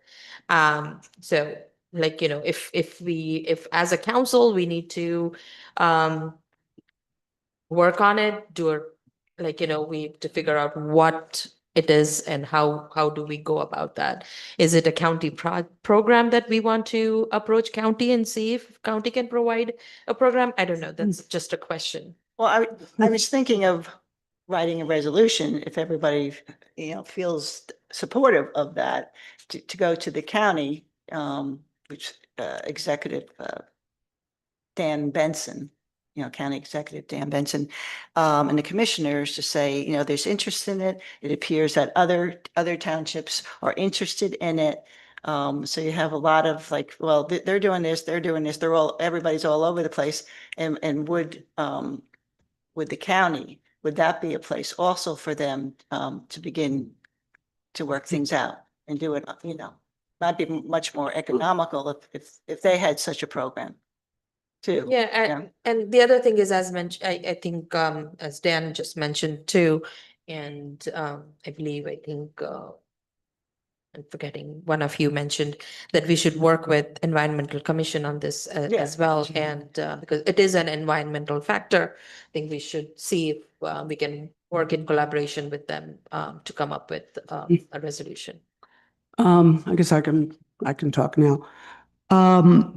Yeah, I've been looking at things involving composting since forever, but probably 2018, 2017. I remember going to some things in Princeton because they had put together an anaerobic digester that we went later on, like several years later, when they moved it. The rest of the council had gotten a chance to see it, and I was hoping that they could do something for us, but apparently the DEP laws on these things are extremely tight, that even though they do it, they couldn't offer it. They only could take clean waste. I've worked with a number of kids, so I'm used to working with kids, and I'm not high school kids, on various composting projects over the years. There's been I remember back in 2017 or something, putting displays up at some fairs and things that we were doing for composting to try to encourage people to do some of their own composting. I know there were some kids who were doing projects where they were supplying composting bins for people. So I've been involved in a long time. I've taken a look at the Princeton project. Princeton, I think the mayor said something like well under 1% of the population in Princeton is actually doing this. It's a complicated project. You have to apply for it. You have to take a test showing that you know what to put in it, what you can put.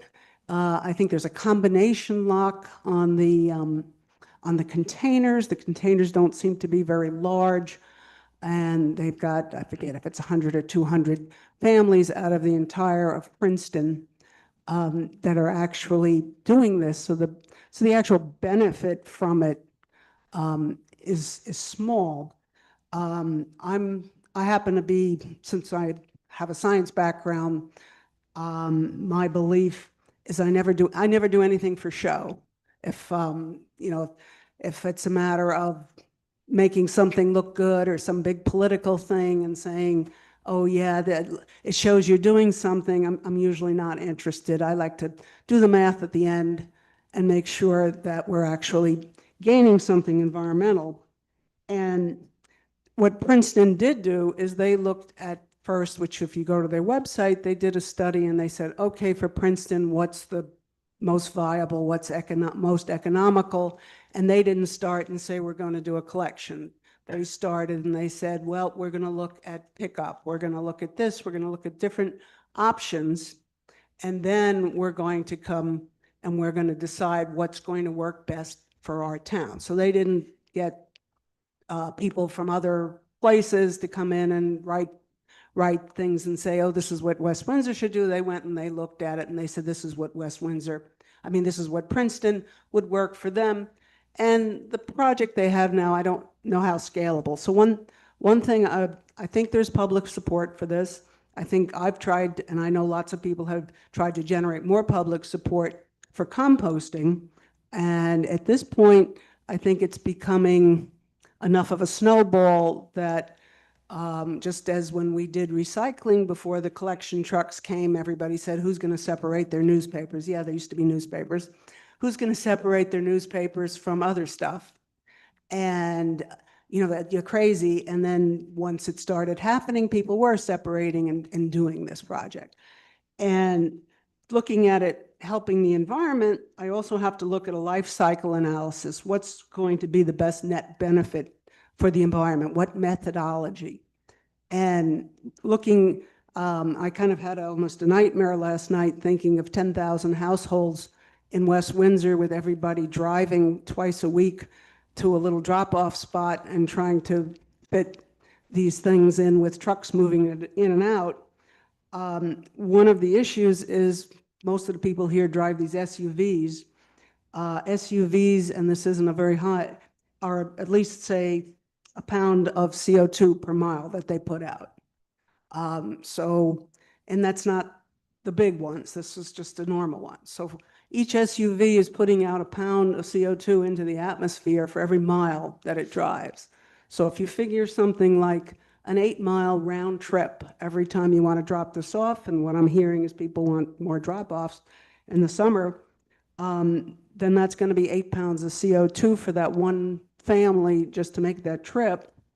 And then a pound of food as an equivalent gives out about half a pound of CO2 is sort of the back of the envelope numbers I've seen. And I think I once shared these numbers with the group because if I remember when you first started, you were making some claims and I looked at your number of claims and I made some suggestions on changing them based on some of the math and some of the science back when you were putting your original website together. So that means that you would have to recycle 16 pounds of food waste for the equivalent of that 8 pounds of CO2 for just your drive to that particular drop-off point and back. And I know sometimes people will combine it, but don't tell me that people are going to, drive around all day with the stuff in their Mercedes or something. We know they're going to want to get out of their car. So now we've got all this. So that's just the equivalent, and that doesn't include the truck that's going to come and pick it up from the spot and all that. So I have to think that there's probably for the environment a better way, and we've come to believe that our recycling system where we come around and we collect, and we also collect from apartment buildings. Everybody has these at the apartment building. It might be a larger bins, it might be other things, but everybody has to recycle. And it would seem to me that the most efficient from an environmental point of view, from a scale-up point of view, because we haven't seen anything here that's even 1% of the population, would be to have the county do what they're doing for recycling and go out and find a vendor. It could even be the same recycling vendor making the same trip. And environmentally, if you're doing the math, that's going to be the absolute best way, and have them go and find a way of optimizing this collection. And that way everybody would be able to recycle. One of the things I saw comments from people is we want 100% of the people to be able to do it. And this means that the people who can't drive out, the people who don't have cars, the people who have one car, the people who don't want to put the stuff in there, that means everybody will be able to use their regular type of however they throw out their garbage or recycle, put it out there and actually have it collected. And I would like to see, I think it was mentioned that the state assemblyman Verselli or something was backing this. He's the head of the MCIA.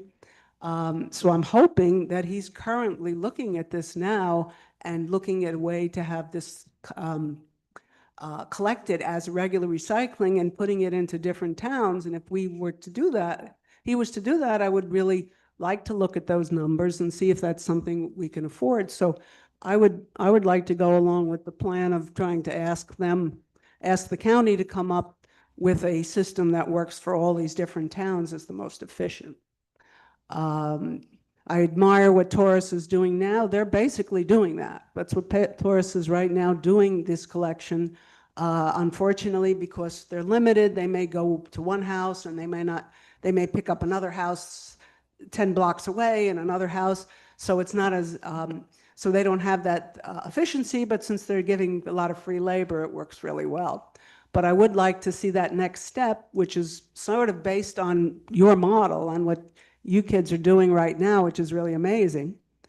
And if I would like to ask for you to help lobby with the county with us and get this put in as a normal thing that we would do as part of our standard system.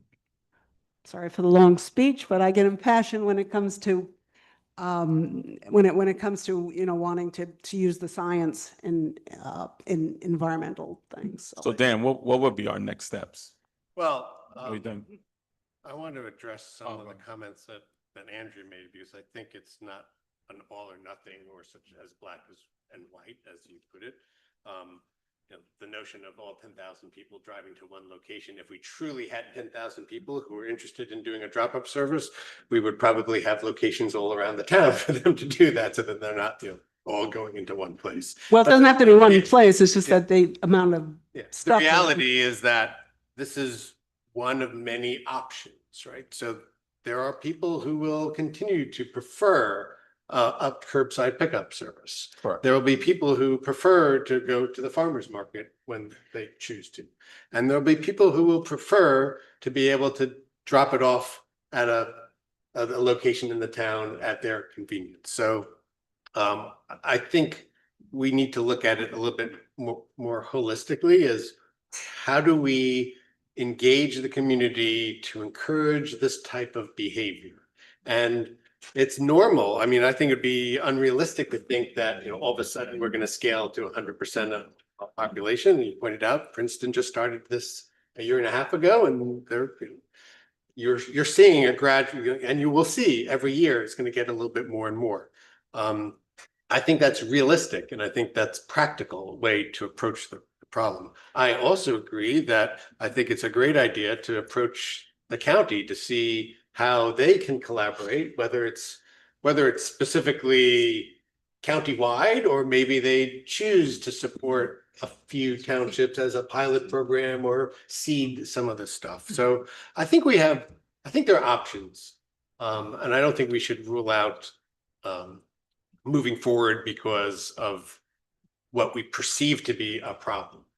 I mean, that's what leaders should be doing. We should be solving problems and coming up with innovative ideas to make this happen. So, to Martin, I think we have a few action items. One is to refer this to the Environmental Commission, because I think it's a good idea to get them to weigh in. I like Linda's idea about, I mean, maybe we don't need to start with a resolution, but maybe we start that as a discussion with the county and see if a resolution would help move that along. I'd like to have the conversation first. I don't want to just drop things on people. I think that's a great idea. I would like to be able to spend some time with the mayor and the administration to get more a better understanding of sort of the underlying efforts, people efforts, time, impact, financial impact, so that we have a clear understanding of exactly what we're, you know, what is doable. I think it's all about getting more information. Yeah, I mean, Yeah. Oh, go ahead. yeah, I mean, when you are talking about moving society in certain direction, something struck me. I mean, the ideal way to move society is not to have food waste. When I was young, there was no food waste. I mean, nobody wasted anything. You had to eat something if it was left. Even I grew up that way too. Even without refrigeration, we got a didn't clean have a plate. refrigerator, but there was no food waste, right? So if you really want to move society, just move in a direction that there's no food waste. There's no other waste, right? Yeah, but let's I think mean, about there are a lot of countries where there's no food waste. But again, going back, I mean, I have to live in a real world because I have to give you a budget. And I'm even thinking of bigger operations like ambulance and fire. And I have had honest discussions with other mayors and our MT that those operations also county need to take for the sake of efficiency. So I don't mind, you can take one of the council members, go to the county commissioners meeting and present this proposal and make a recommendation to them that they need to take a look at it rather than each town spending time and resources trying to reinvent the wheel. Because this is not at least initially, it's not going to be somewhere. I mean, as I said, Princeton is supposed to be a lot more progressive than West Windsor, 100 times progressive. And if Princeton can reach 0.7% of population, I mean, that's not the most efficient use of time and money. I mean, these ladies always keep telling me, oh, DPW needs to do this, X, Y, Z, and do. It's really, I mean, I'm just being realistic. Not doesn't make cost benefit analysis to get a DPW employee even quarter time to do this endeavor unless you get sufficient population interested in doing that. So as I said, I'll be very happy to meet with them, talk to them, ask them a lot of honest questions that I can't ask you today because of the council meeting.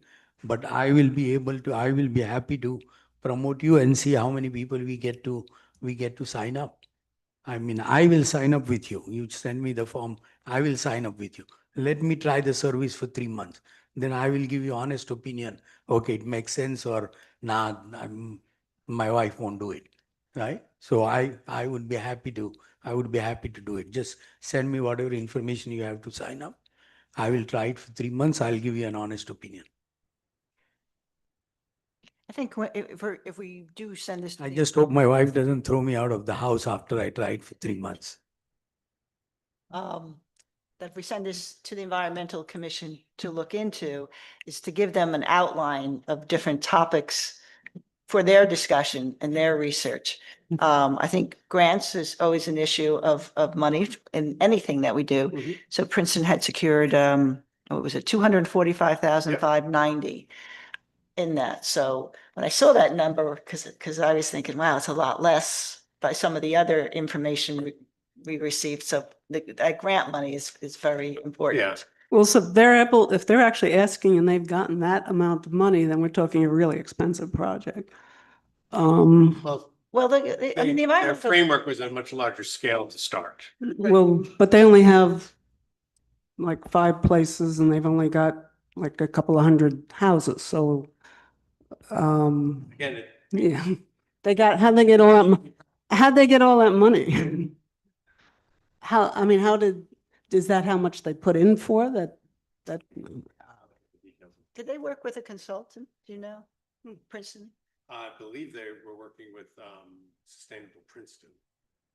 Okay, well, they used them as a consultant then. Like, I think my suggestion would be, let's bring it in front of Environmental Commission, have a discussion with them and get their point of view on this. And if we want to have a discussion with the county, or like, maybe a couple of us can go. Yeah, we'll go to have the county discussion and with say, the county as well. Where are you with this? There's Right. proposed legislation. What are they thinking? Are they doing anything? Are they waiting for the legislation? Where are we?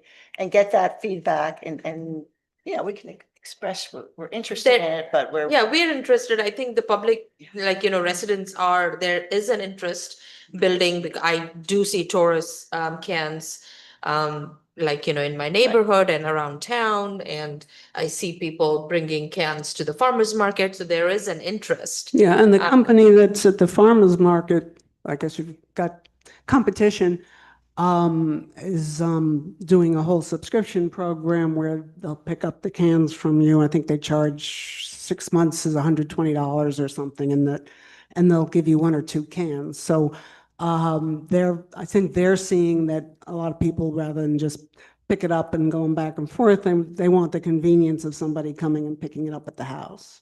That's So, human nature. yeah. Anything that's convenient, if we don't have to move and somebody else picks it up from us, so that's. Right. I we mean, just want everybody to do is that. going to be different and, Right. and perhaps the mayor tries the service and he hates that, but that shouldn't mean that the other 30,000 people in the township are going to hate it. So, I appreciate that everybody has different needs and different desires, but I think there's enough critical mass here that this is desirable and of value.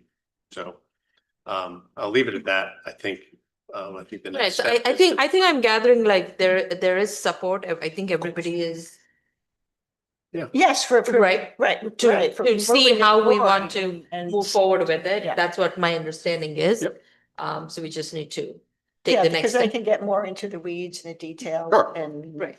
different ways Yes. of doing. And I this. didn't expect us to come up with the Yeah, solution. we can't, and there are Yeah. certain, a lot of things that we can't. I appreciate everybody's engagement and thoughtfulness on the topic. Yep. Thank you. I do want to appreciate our young generation here, so thank you for doing what you guys are doing, and bringing it for us adults to start talking about it. So thank you. Yeah, and thank you, Taurus, too, because there's a lot of information here and that gets us thinking in certain directions and certain issues that you have brought up. So that's good. So that's good. So thank you.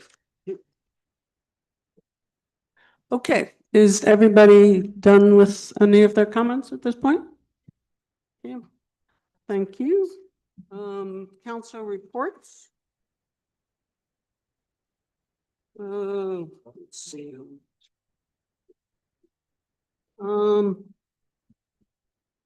Okay, well, let's just go, Dan, you can go first. Sure. So Board of Ed met on the 26th of August. This was right before the new school year started, so they were ramping up. There was a presentation on some of the new, there was a curriculum and academic report for the 25-26 season. Of note, 27 new courses have been added for middle school and high school students. 2 ones that I'll highlight is at the high school an AAPI studies class, and at the middle school a class called Think Like a Researcher: Inquiry into Action. So that was probably the essence of the Board of Ed meeting. The Parks Commission meeting, which was originally last week, right during the holiday week, was rescheduled. That is this coming Wednesday at 7:30 p.m. That's it. Thank you. Linda?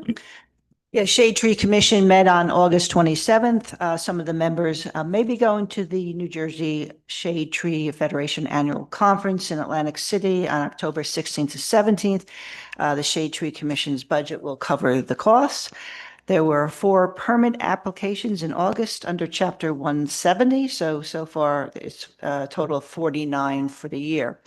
Commission had a discussion and made final changes to the Shade Tree Enabling Ordinance. It was voted upon and sent to the administration for review, and then will come to council for review and eventual introduction. Shade Tree Commission will have a table of community day on September 20th. There was also discussion on the damage to the tree plantings installed by the Girl Scouts in the Ellsworth Drive open space. Some residents present commented that there needs to be communication to residents about these types of projects before they are completed, when they impact a neighborhood. This way, any feedback can be given to the administration.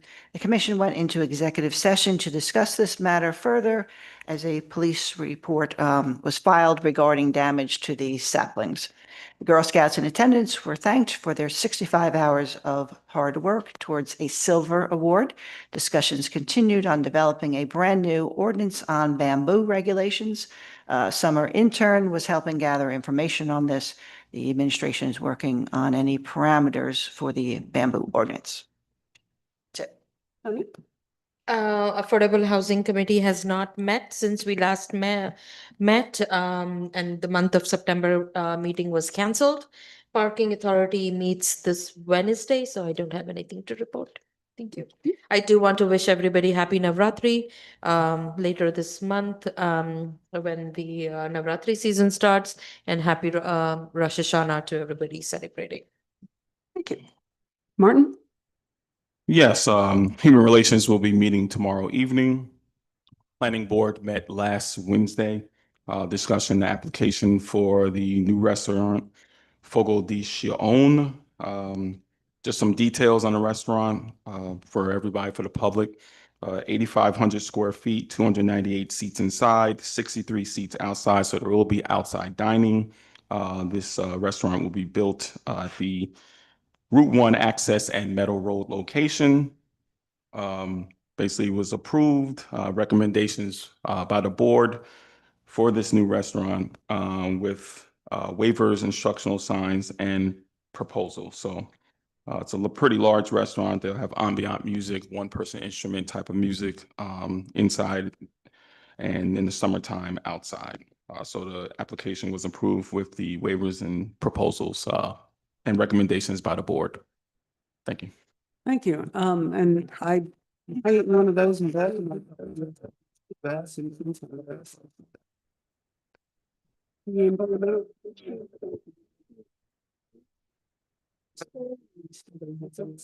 Results yet from our last application for silver for this year, so we're looking forward to hearing that.